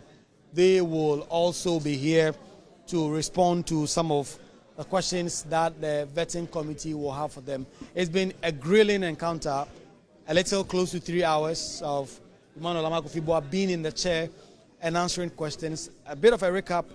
The key questions that he had to respond to had to do with illegal mining, the ravaging of Ghanaian public lands and the lands in general by illegal miners who have invaded and destroying public property, water bodies. The lands are being destroyed, and there are even data that suggests that to reclaim those lands, it may take up to 200 years, some in excess of that, to be able to reclaim those lands. And so Emmanuel Armah Kofi Buah has had to answer questions on that, and he has also had to deal with matters having to do with public lands. Recently, Samuel Okudzeto Ablakwa, they put out a document that suggested that a former deputy minister, Armah is also a current member of parliament for Akim Suedu in a person of Kennedy Osei-Nyakon, has procured state land, a little over 42,000 cedis, and the concerns were that that was not appropriate. And so all those issues have been coming up quite strongly for Emmanuel Armah Kofi Buah, who says that they are going to revoke LI 2146 that allows mining in the forest reserves, and they are not going to permit any new mining in forest reserves. And so for Stina and MFRDT, that has been the situation here. The committee has taken a brief break to refresh, and then the regional ministers designate will also take their seat. 3 of them, Upper East, Ashanti region, then Upper West, all of them expected to be vetted today. Thank you so much, our champion. And I like that slit in his head today. You know? Yeah, look, it's called our boy. Uncle who has an boy, you're dead. He'll bring everything from Parliament to you. But thank you for staying with us. Back in the studio, I look forward to Dr. Frank Amoakohene's vetting. I'm looking forward to that and his plans for the Ashanti region. But then one thing is instructive to note in today's vetting for Armah Kofi Buah. The Member of Parliament for Zabzugu constituency, Al-Hassan Umar, he asked the question about the issuance of mining leases. And he quoted data that Joe News put out. Our research team have been doing their digging, and they put out some data about the number of mining leases put out by the previous administration. Now, MFR, I would like to run you through some of this data so that we have basis for the conversation. Yep. Out of all the presidents, Nana Addo has issued the most mining licenses. Now, during his tenure between 2017 to 2025, he issued 2,037 different licenses. And in stating his question, he quoted just what we put out for the month of January. For the month of January, from the 1st of January to the 6th of January, the previous administration had issued 102 different licenses. Now, it's instructive to note that even on a holiday, which is the 1st of January 2025, they issued 67 different mining licenses. Now, on the 2nd of January, they issued 11, 3rd, 19, and on the 6th of January, 5, making it 102. And this came up, he was quoting this data, and this came up during the appointment committee sitting. And we had his response, but Frank Anodompre, the MP for Nsawam, he raised concerns about this data being put out. And he says he doesn't recall Parliament approving some of these licenses. Now, it's instructive to note that for licenses to be issued out, it is not usually or always the case that it has to pass through Parliament. Now, there are procedures if you file for a mining license, and it doesn't necessarily have to go through Parliament. And the source of this data is the Minerals Commission, their live data on mining licenses issuance. And it's actually live on their website. You can go and check. So Joy News actually puts out accurate figures. Credible one. Credible one. And so MFR, that came up as well during the vetting. And it's instructive to note that this is an issue of concern for most people. Why issuing out so much licenses? Shouldn't we raise concerns about the impact illegal mining has on our community, even if you're putting out the licenses? And so it came up on the floor. Should it be something we should put out for review? All the licenses issued, especially within the last few months of this previous administration. Should we review it? Is something that the minister didn't give like a categorical answer as to if it's something they're looking at reviewing, but he states that indeed moving forward, no new licenses would be issued. But that's what has come up on the floor. It's credible data we've put out.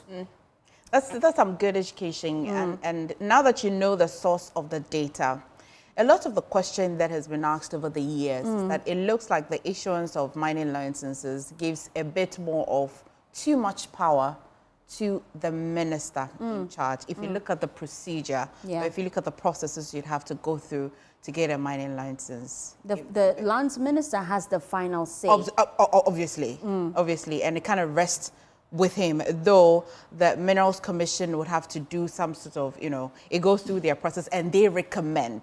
It is almost as though, if you look at the provision in the law, it's almost as though it is the minister that really has to be the one issuing that license. And so the question is, should it now be brought to Parliament, as Anodompre almost thought is the process? Is the process. Or it should still rest with the minister finally. And it's quite refreshing to know that he says that if given the nod, there wouldn't be new licenses that will be issued. When we get...